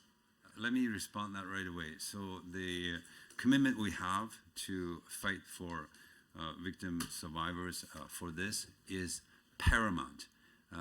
In the second week I'm appointed this position, I went all the way to Nova Scotia attending this cross-ministry ministers meeting. In that, we collectively agreed on the national action plan there. And also, I spoke this earlier, I hope you're with me on this one. We have established the condition right now, if everything prevailed as what we agreed on, that we do not need to be here alone using our own resource to support this. There will be added additional federal leverage, additional resources coming to status women for such services as rural sexual assault services that we mentioned and others, that we don't have to recreate the needs here. We are already established, and we just need to carry on, do more, with us determining how Albertans want this to be done. So that is significant. Before we sign on the dotted line, I'm not in a position to indicate what amount of money we're talking about, but I can tell you for the one we already got, $3 million to support 211, to have a designated hotline service for sexual assault victim support services. That is a prime example. 211 has been existing in Alberta for as long as I remember, in a decade, but it was small scale, regionally limited. Through pandemic, this government significantly increased funding for that one. Now, we are in a position through Status Women, we leveraged additional $3 million from federal government to support the same service we had before, but expand the scope and expand the coverage. So that's the example I'm saying to you specifically what I'm doing, what this ministry is doing, what are some of the tangible amount of money and program we're putting in. Thank you, Minister. No, I appreciate that. And of course, that's the downside of sharing time is we can try to cut each other off a little bit. So I appreciate your willingness to work with me here. I just want a little bit of clarity because you weren't able to get to it in my last group of questions. So why was it, that at a time when we should be, supporting missing and murdered Indigenous women, girls, and Two-Spirit folks, why were any references to Indigenous women in particular removed from your business plan? And again, as I noted, it's not lost on me that we're seeing a rise in violence and hate towards the 2S LGBTQ+ community, particularly anti-trans hate. Why were any references to the 2S LGBTQ+ community removed from your ministry's budget documents? Because as we've seen, you don't have anyone specifically dedicated to this community, but it has historically been culture that does anything at all related to the 2S LGBT+ community. So if you can mention why in particular those two groups have been removed from your budget documents, please. I'm eager to get back to answer those questions. For the missing and murdered Indigenous women, girls, and Two-Spirit people, let me tell you that it is no change from our prior commitment to today, perhaps even more so elevated to a priority because the National Action Plan, 4 pillars, one of the 4 is here, and we're fully committed to implementing that. On the side issue, I just want you to know that on this file, we play a coordinated supportive role to Ministry of Indigenous Relations because they led the Alberta Action Plan on that one, and we're supporting them wholeheartedly with our components of that. For the Two-Spirit LGBTQIA+ community, yes, there's no change from our commitment. We have ongoing funding support for that. If you look at my budget binder, it's already like 30-inch thick. If you're saying we have to put everything in that report, you will be creating mountains of report. I don't know that add any value, but let me tell you, the funding and the program will continue to support, give you that sense that there's no change or no decrease of commitment from us. I'll give you, how much time? I'll just read 2 examples here just so you know it's real, it's happening real time. 75,000 was given to Canadian Rocky Gay Rodeo Association for them to host a specific rodeo events there. The next one is 20,000 funding goes to all LGBTIQ+ refugee in Canada Now Society for them to do their annual Stonewall and Convention Awards event. So I can go on and on with this, but I think you got the sense. Oh, I appreciate that, and no, those are great initiatives, absolutely. However, the risk here is when you don't name specific groups, as we've been talking about, that are perhaps disproportionately impacted by violence, as an example. Then they're missed, then they're forgotten. So you need to name them, and this is the same issue we've seen with your budget documents around not having any sort of metrics, right? I mean, I wonder how you measure any of these things when you've removed so many metrics from your business plans, even from when I was first elected in 2019, from the first budget documents that I got to analyze. And so, if it's not measured, it's typically not valued by a government. I want to ask about FTEs. This is page 161 of your fiscal plan. So how many FTEs are working in, I guess, what was status of women? Can you just give a little bit of a breakdown of how many staff are working on, again, what historically was known as status of women? And are they full-time, or are their duties spread out across the ministry? Quick answer very quickly, 21 full-time equivalent for that part. In status of women? Yeah. Okay. And another question very quickly back to you about your concern of, why are not stating our strong position. Let me state it on the record so that you have that.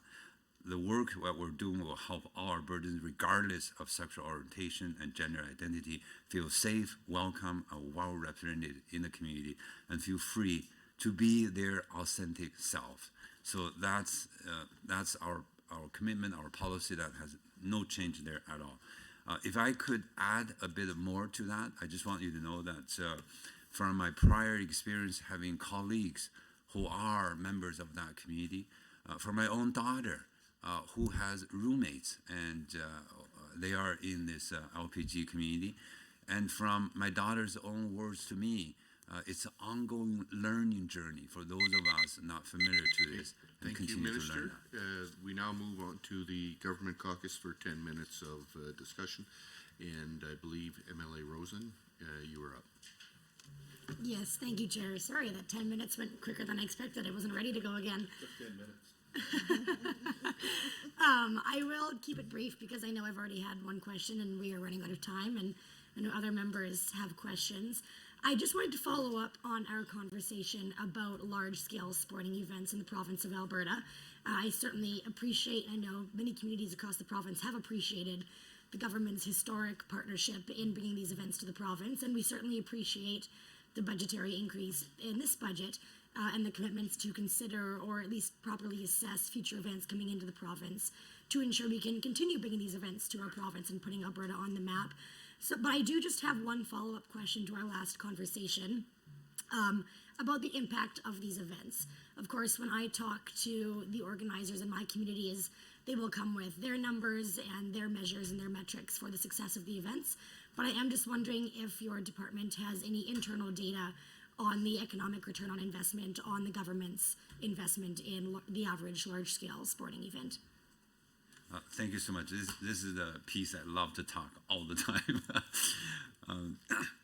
You know, it's well recognized in our sports and culture community that sports build nation, sports build community, and strong community made a strong province. You know, that's well known.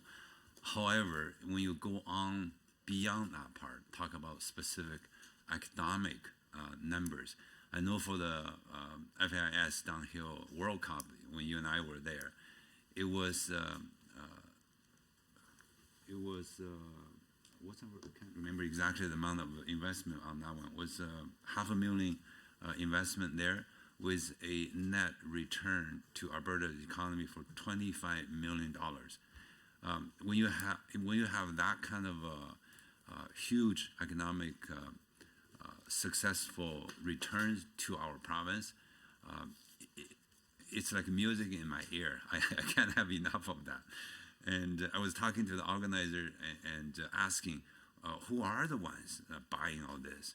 And they pointed to me all the major brand corporations from Europe, because this event, that event that you and I attended, was a major draw for them. It's like our NHL hockey here on prime time.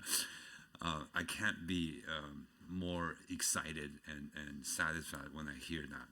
That brings back to what you're saying. Generally speaking, when we entertain proposals, lending our support there, generally speaking, we're looking for every dollar invested in such major events, we're looking for minimally to 1.3 to 1.4 times return back to us. So that's the some of the figures we look at. Of course, each proposal is unique on itself.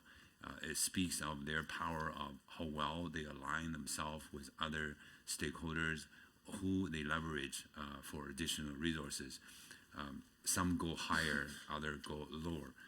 Of course, yes. Of course, the higher the great, but also we want, I know this is close to your heart, we also link to those major events to long-lasting effect, creating tourism impact, increase the volume activities for tourism, and bring additional economic returns in that regard too. So those events are no longer standalone, work in isolation. And I've seen a couple of such proposals, like Tourism Calgary, Alberta. They are working, in partnership helping those bid proposals. So those are some of the components that we're looking for. Thank you so much. And you're absolutely right that from a tourism perspective, these events are massive international drawers from the high priority European markets. I know you were at the FIS World Cup this year, and I know the weekend that I was there, I presented some of the awards, and I believe you did as well. And I was quite surprised to find out after I had presented the awards that there was 20 million people watching that awards ceremony that I had presented, and you would have done the same in Europe and high-profile markets for our province. So such an incredible draw, and I'm appreciative that we are looking to support these type of events long into the future. I do have one more question, shifting gears a little bit, but again, continued from the tourism perspective. Under performance metric 2A, I believe it is, it talks about the importance of heritage facilities and sites in our province. So museums and other sites that contribute to maintaining and promoting and showcasing Alberta's Western heritage to visitors and other people of our province and country. So I have 3 questions. I'll merge them all into one for the sake of time. I see that under, again, that performance metric 2A, the target for the share of Albertans visiting a heritage facility is rising from 20% this year to 24% for next year. So I'm wondering if you can elaborate on the ways your ministry intends to facilitate reaching that goal and expanding attendance to our heritage facilities and sites. I'm also wondering if you can elaborate on the economic impact that these sites and facilities have to Alberta's broader tourism and overall economy. And then I am also wondering if you can discuss for me the number of museums and heritage facilities that we have in Alberta and how that number compares to other provinces with similar economies to mine.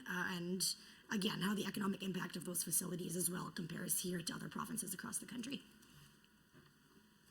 Thank you so much, Honorable Member. Those are great questions, and when I was given this new opportunity to serve for Minister of Culture, wherever I go, people ask me, Minister, how do you define Alberta's culture? And let me tell you this: when we have our major facilities, we have our existing museums. Those are the ones telling our past and helping today's Albertans understand, where we were and collectively shaping where we will be. Those are the Alberta stories. Those are the reflections of who we are and so-called Alberta culture. Culture is the identity to our history, our present, and indicator our future. So love it to talk about those pieces. We do have 20 provincial heritage facilities, and some of those are world-class calibers, like the Terror Museum in Drumheller. Every year, you're talking about over 1 million visitors there. I have to admit that pandemic impact significantly some of those high-performance volume of visitors. But our estimate is with the way we're bringing the economy back and we're adding to our support to those what we call Alberta well-known facilities and museums, we're looking forward to return to the pre-pandemic volume there. I can go on and talk about a couple others. The Royal Alberta Museum here in Edmonton is another classic one. The one in Calgary, Glenbow Museum, that recently we've given them significant 40 million capital improvement funding for that. And in fact, this past Lunar New Year, when I was visiting them, they were showing to me some of the most precious collections they have. They were saying Glenbow Museum is well known for 50 years, having one of the largest collection, most precious ones in our country. Yet, many of those artifacts are not well known to general Albertans. So I applaud them having a brand new modern day museum vision that they're going to turn those precious items into a outward facing engagement with communities so that it become active tools to educate our citizens. So I was so excited. I said, you reminded me of a story early on my first term when I was elected. One of the community leaders challenged me to say, Jason, I went to Glenbow Museum. They have some of the unbelievable artifacts, even for the Asian heritage. And he was challenging me to say, can you at some point create a public exhibit so that we can all learn about it, rather than those precious items hidden there. I challenged Glenbow Museum on that meeting, and to their credit, within 4 weeks, they worked together with the culture community, partnered with the Calgary Chinese Culture Center, along with over 120 astrocultural community organizations, partners to do that. 4,000 people attended that one. Thank you, Minister. With that, we move now to official opposition questions and comments. MLA Goring, you have the floor. Thank you, Mr. Chair. Minister, are you open to going back and forth? I'm constantly reevaluating this. What I find was when I flip to this combined one, I'm having a hard time to find the page. If you don't mind, I like to go back to the block time again, so that can give me a bit of an order so I can get the answer you needed. Thank you. I'm getting a bit of a complex, Minister, as the culture critic. I would have hoped to have a conversation, but you're not open to that, so here we go. When you talked about the finances and specifically regarding the CFAP and the SIP grants, you talked about it being an overall increase. Frankly, Minister, this is a bit of a shell game with finances. We've watched this government decrease CFAP over $50 million over 4 years. And so now there is an increase of 11.5 million. But when you look at your record when it comes to supporting communities, it has been very clear that there has been a decrease of support to these organizations. Specifically, if you want to talk about how the communities are talking about it, the last report that was issued by CCVO says, and I quote, "Requests for support to the government of Alberta have been met by the message that there is no money. But in 2022, the government announced a $13 billion surplus," end of quote. The organizations that you're attributing, supporting, and talking about disagree, Minister. So when it comes to the discussion about enhancing the capacity for asking Albertans to contribute to charitable organizations, I would like to discuss where that money is coming from. We're in an affordability crisis. We see Albertans needing more access to supports and resources. And so I'm curious how it's somewhat contradictory, where there's an acknowledgement that people are struggling and that they need access to supports and resources. The nonprofits are indicating an increase in complexity of needs, yet you're saying that this can all be balanced out by asking Albertans to give more and by increasing their tax benefit to do so. So I'm curious where you suggest that money come from when people are reporting that they are struggling to meet their basic needs, such as food. So if you could identify how that's being supported, that would be great. So I'd like to talk about sports for a little bit. We've heard about rodeo being named as Alberta's official sport.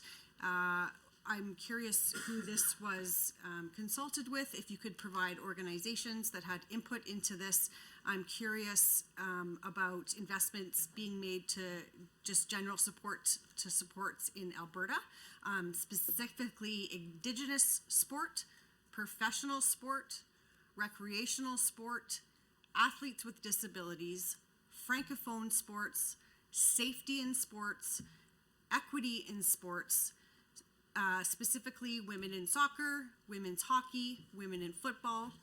I'm curious how the budget has financially supported the teams that support athletes, and how has this budget fostered jobs in sports for post-secondary students. I'm curious if there's been any sort of collaboration with the Advanced Education Minister to ask for these professions to be considered in terms of return on investment for our sports community in Alberta.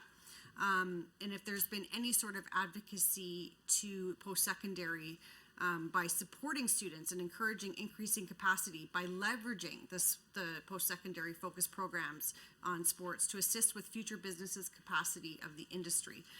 There's talk about collaboration, and I'm curious if this has been part of your oversight in the ministry. We looked at a focus on business in post-secondary, yet there's really no mention about anything regarded to sports or anything under the culture ministry to encourage people to take careers in culture. We know that during the pandemic, which has been talked about quite a bit, and the impact of the pandemic on attendance and that kind of thing, I'm curious if when it came to your numbers and your forecasting for the targets, if that was considered, the lack of supports and resources that were put to those organizations. Thank you, Emily Goring. We now move to, that concludes 5 minutes, and we now move to the Minister for a response. Thank you, Mr. Chair, and thank you, Deputy Chair there, for asking some very good questions. I'm not going to go with the order you did, but I'll just pick up the ones that will have the answer so that we can have more answers in limited time. Safety in sports. We are proudly to declare once again, we strongly support the Red Deer Declaration. That means sports safety, athlete safety is paramount, that we're working with other ministries across the whole country to continue to implement that Red Deer Declaration. And let me tell you this, when I see it's Red Deer Declaration that came from Alberta, that we're leading the country on that part, it gave me enormous sense of pride that we're actually on the front end of this one. So make no mistake, we're continuing to support that one and implement that policy. The next one I want to go on is CCVO. I feel like it's our common interest or friends there. I believe the numbers that you talk about, I got the same from them prior to budget. So that's their way of advocating to government what they want. And credit to them, great job, because those messages sank in. As a result of that, we have ended up with 30% increase to CPAF. So I would like to give partially that credit to CCVO, particularly Karen Ball, for doing such a great job of bringing that awareness to the community. But if you are in government, you also know we have multiple stakeholders beyond one group that advocating for this. And oftentimes, not everything people ask for will be completely able to deliver within a responsible fiscal framework. And you're also saying that, we're in an inflation time, life is tough. Where did you find the money to increase this? Well, let me tell you this. I want to spend a few minutes. I want you to very, very carefully listen to what I say, because we are coming from very two different options how to get this done. I don't discredit your intention, but I have a drastic different approach of getting things done there. With us, you hear from early from MIA, from Red Deer South, talk about how Alberta is such a generous province when we come down to voluntary time and donation and so on and forth. And we are creating even more vehicles to leverage on that one. But at the same time, Albertans are not the victims of, I cannot do this, I need somebody else to help me, that kind of mentality. We're a can-do province. We are not afraid of challenges. Even with 100 year insane health and economic challenge like a pandemic, we never give up. And look at what we did. We drastically changed reformed the economic policies. We lower down the cost for business to operate in Alberta. As a result, Alberta today is one of the most business-friendly regime in the whole North America. And that's the reason why when you're in government, billions of dollars escape the province, and with that, job has left the province. With that, people moved away from the province because they needed the jobs. We reversed that with 3.5 years hard work. Not only we returned the Alberta advantages, Alberta is open for business. Today, we have a record high investment. Every measure you look at, whether it's venture capital investment, now we're 5 times from where you left for us. With $506 million last time I counted, and it's still growing. Even in the culture industry, I talk about this to my visitors, to the producers. I said, you know, Alberta is well known for oil and gas. I don't remember we've been leading for creative industry. What brought you here from LA to come to Calgary? And let me tell you this, the stories they share with me. Thank you, Minister. That concludes that 10-minute block. I now go to Government Caucus. MLA McIver, the floor is yours. Thank you. I'd like to go block time, please, if you don't mind. I got some questions, and the only way I'm going to get them done is if I give her. So I'm going to do that. So thank you, Minister. Thank you for being here. First of all, I want to talk a little bit about our film and television industry. We've had great success, of course, with things like The Last of Us, Fraggle Rock, Fargo, a bunch of other things. And I love that.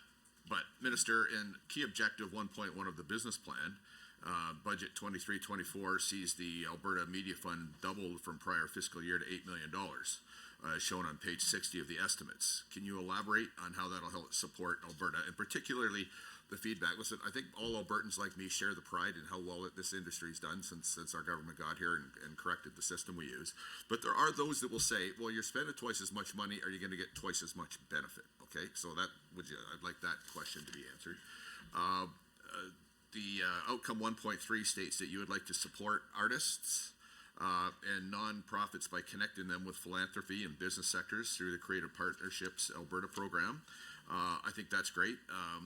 I'd like you to expand a little bit, if you don't mind, on the supports that Creative Partnerships offers artists and non-profit organizations, specifically how they get in front of philanthropists and such, right? If you go into any of the major arts centers in Alberta or any place, what you see is big corporate names and small corporate names, businesses that actually are key contributors, and making that connection, I think, outside of what government does is enhances what government does, and government enhances what business does. So let's talk about those connections.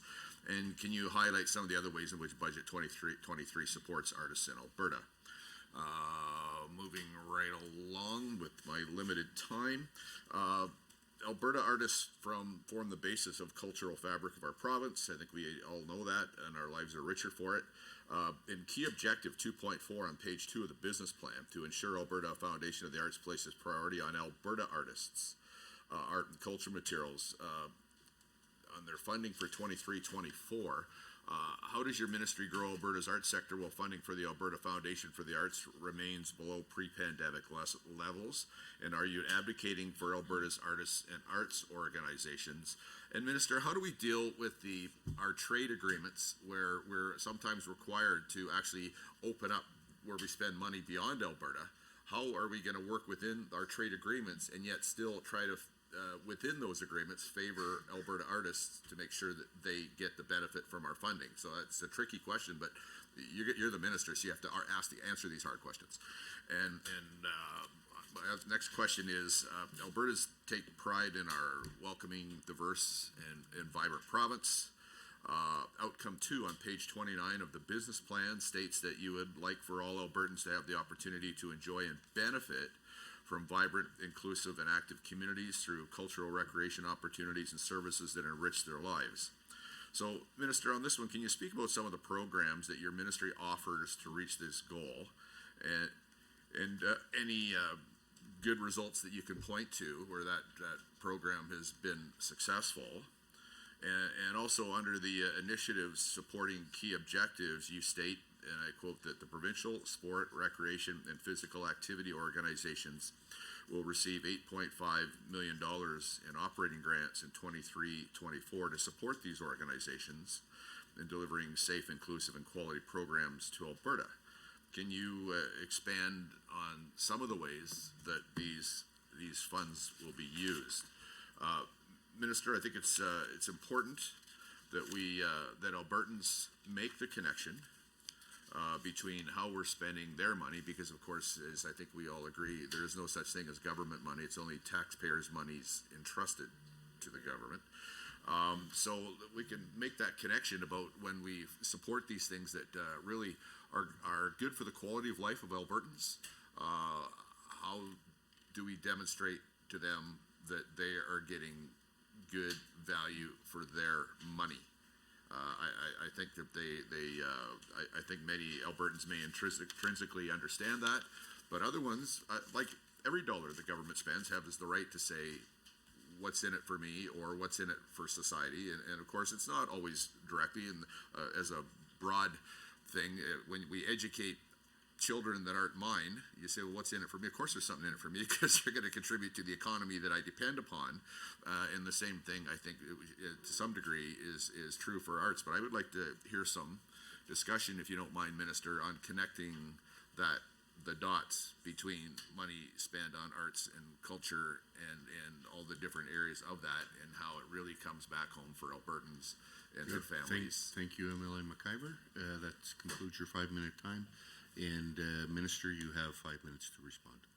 Thank you, Mr. Chair, and thank you, Honorable Member McIver. And you've been such a champion. In many ways, I defer you as my mentor. Been around, been through some of the tough times, also see the good times, and your strong advocacy of we spend taxpayers' money responsibly never lost from me. Particularly in the ministries like I had with mental health, addiction, community social services, now culture. Let me tell you this. The reason that we created this Alberta Media Fund is a particular one that we were thinking, how can we leverage on the success that we've seen here in Alberta, and also build upon that to create some economic returns for Albertans.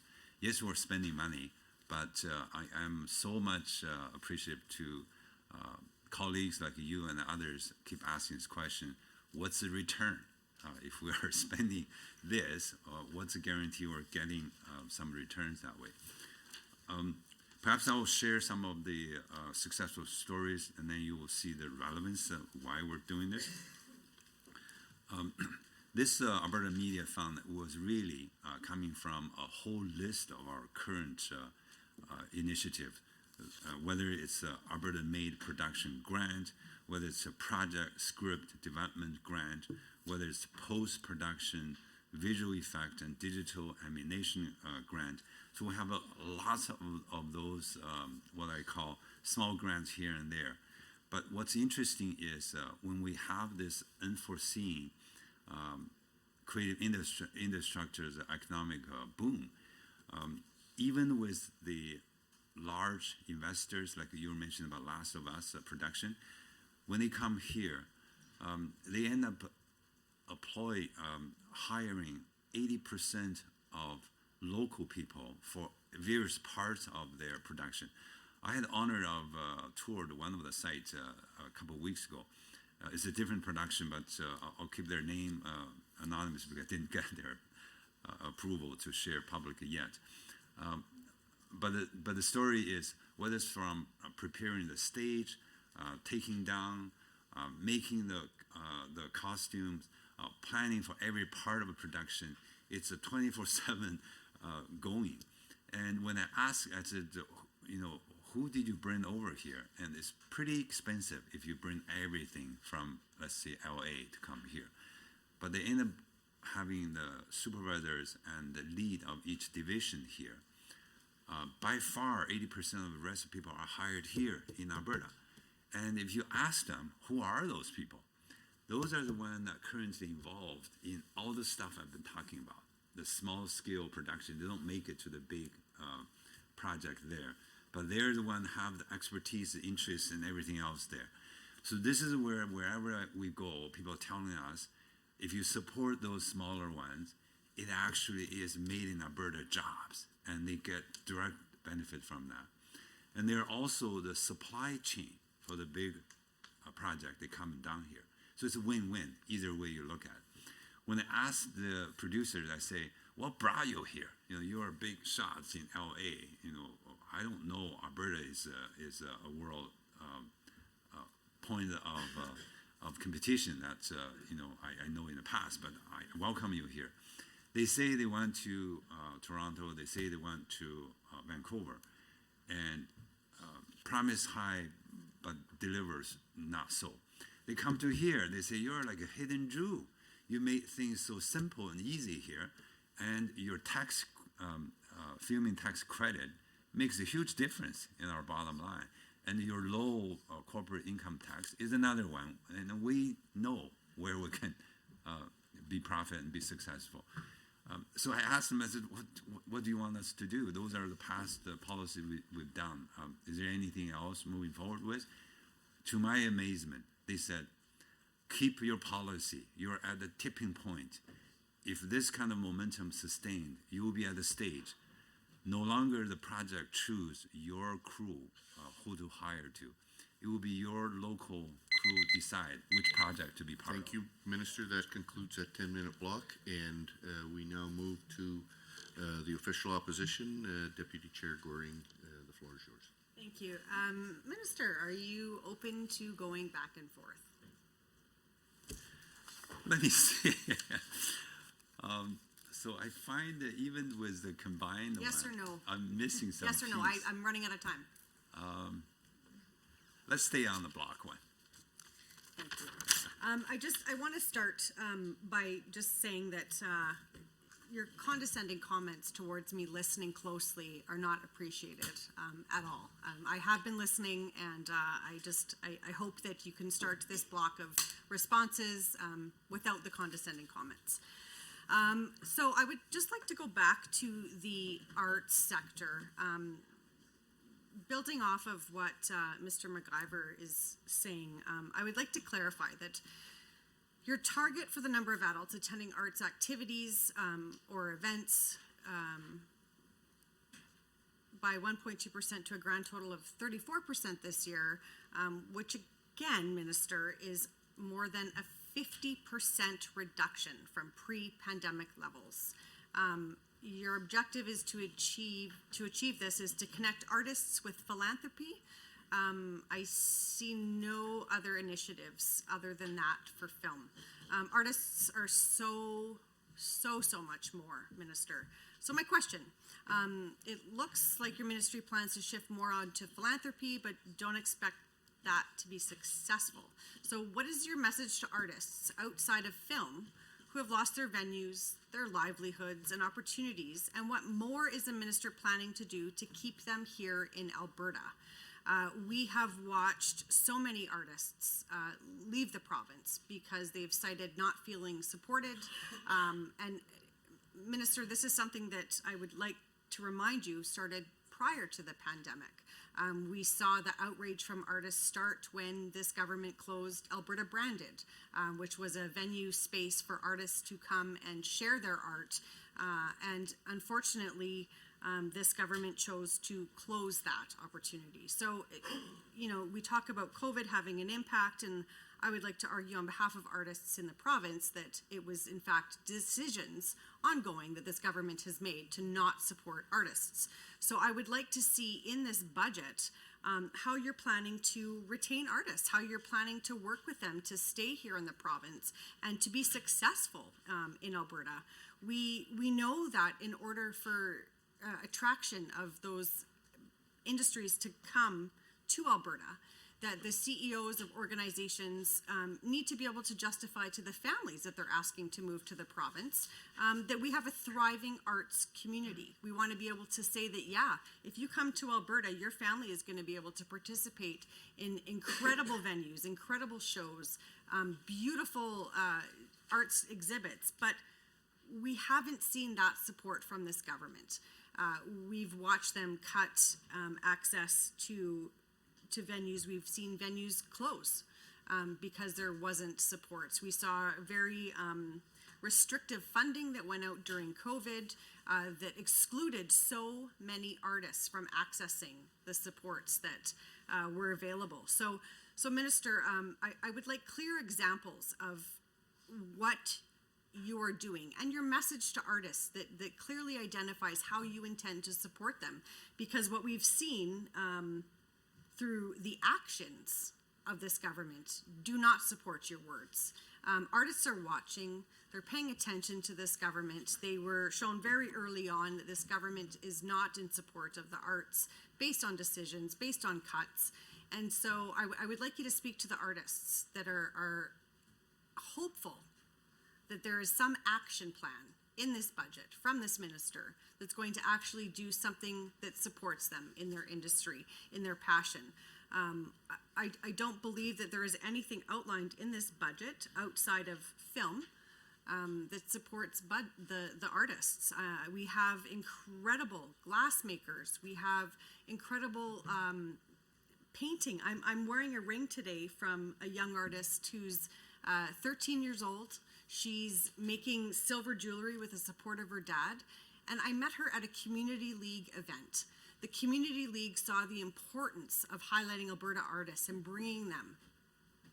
That wasn't an initiative of the government.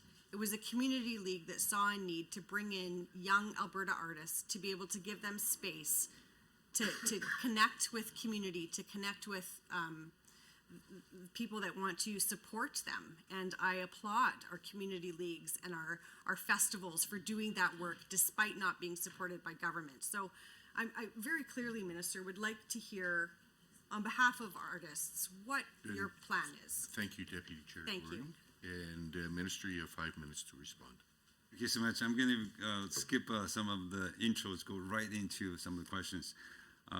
Thank you for your advocacy for Alberta's artists, and also thank you for recognizing that we're doing terrific work for the filming industry too.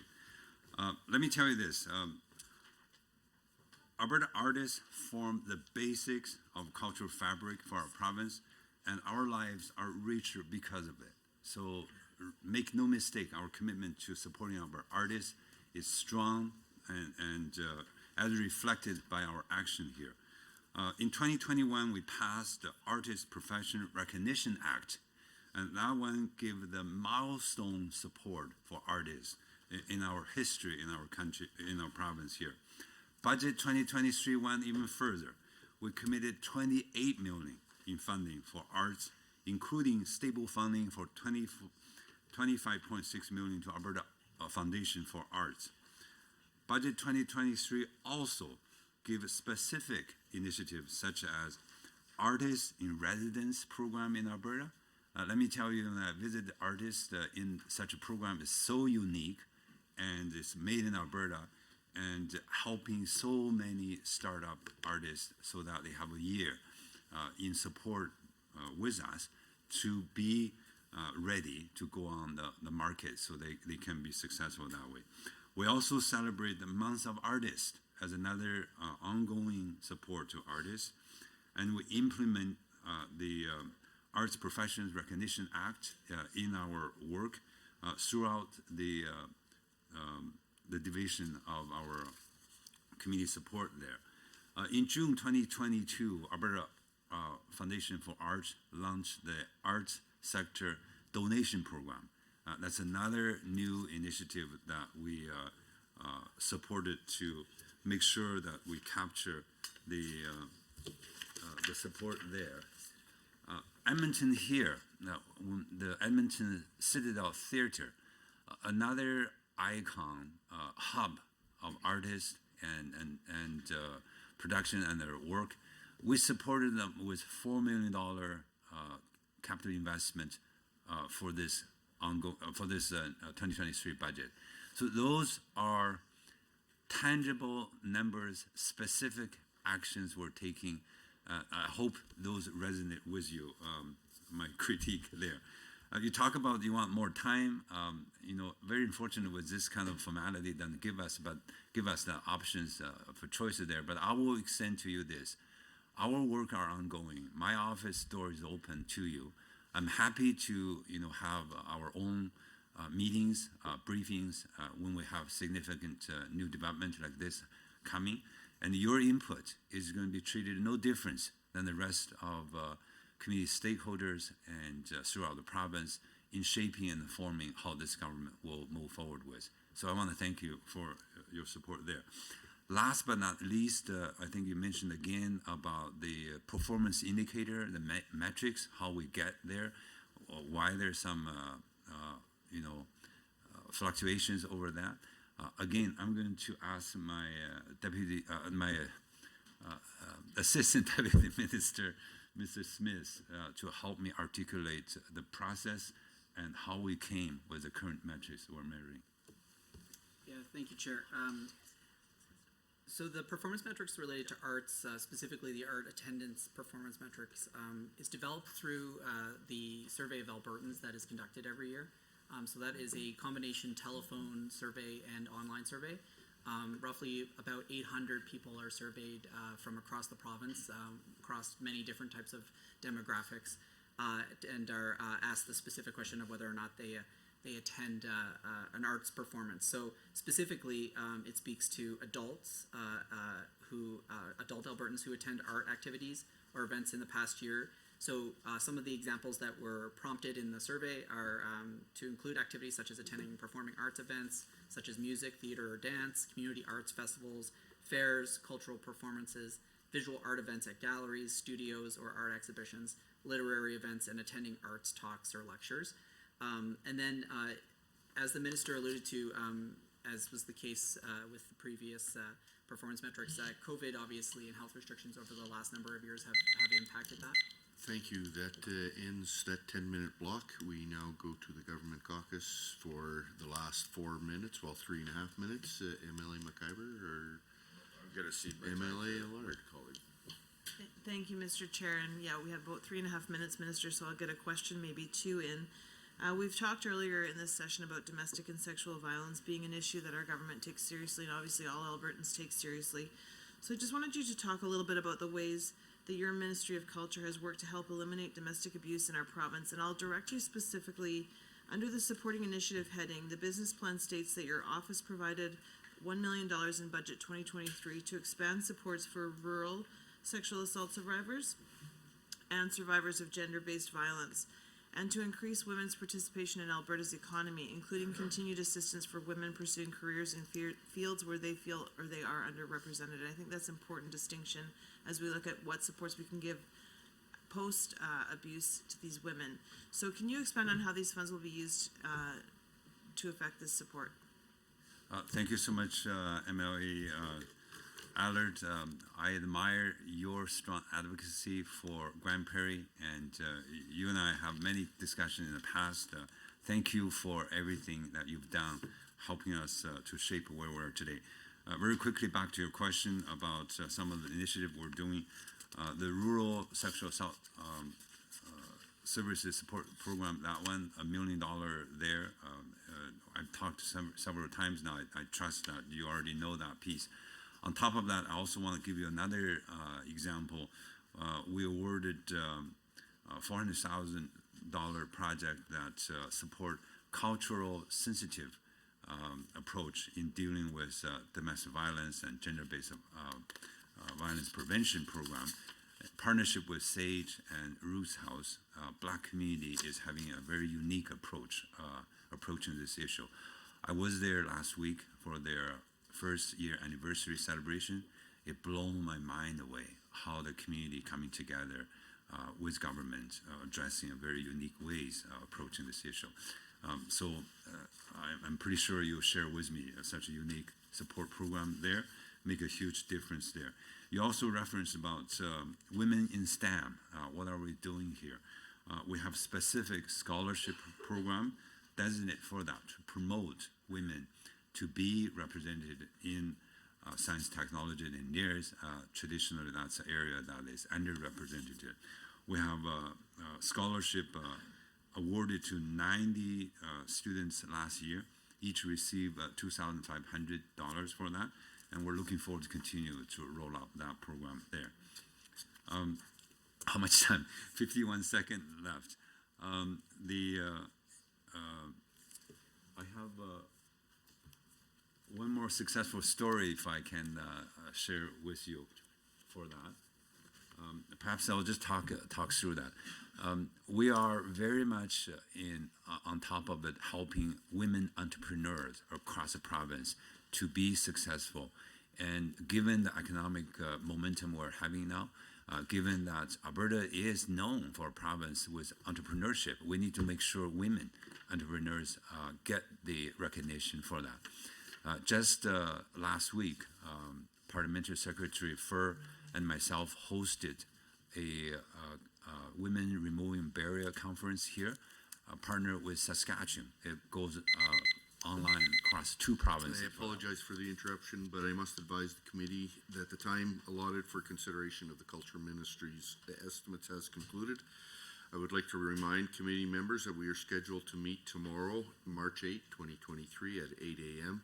to consider the estimates of the Ministry of Technology and Innovation. Thank you, everyone, for attending. This meeting is adjourned.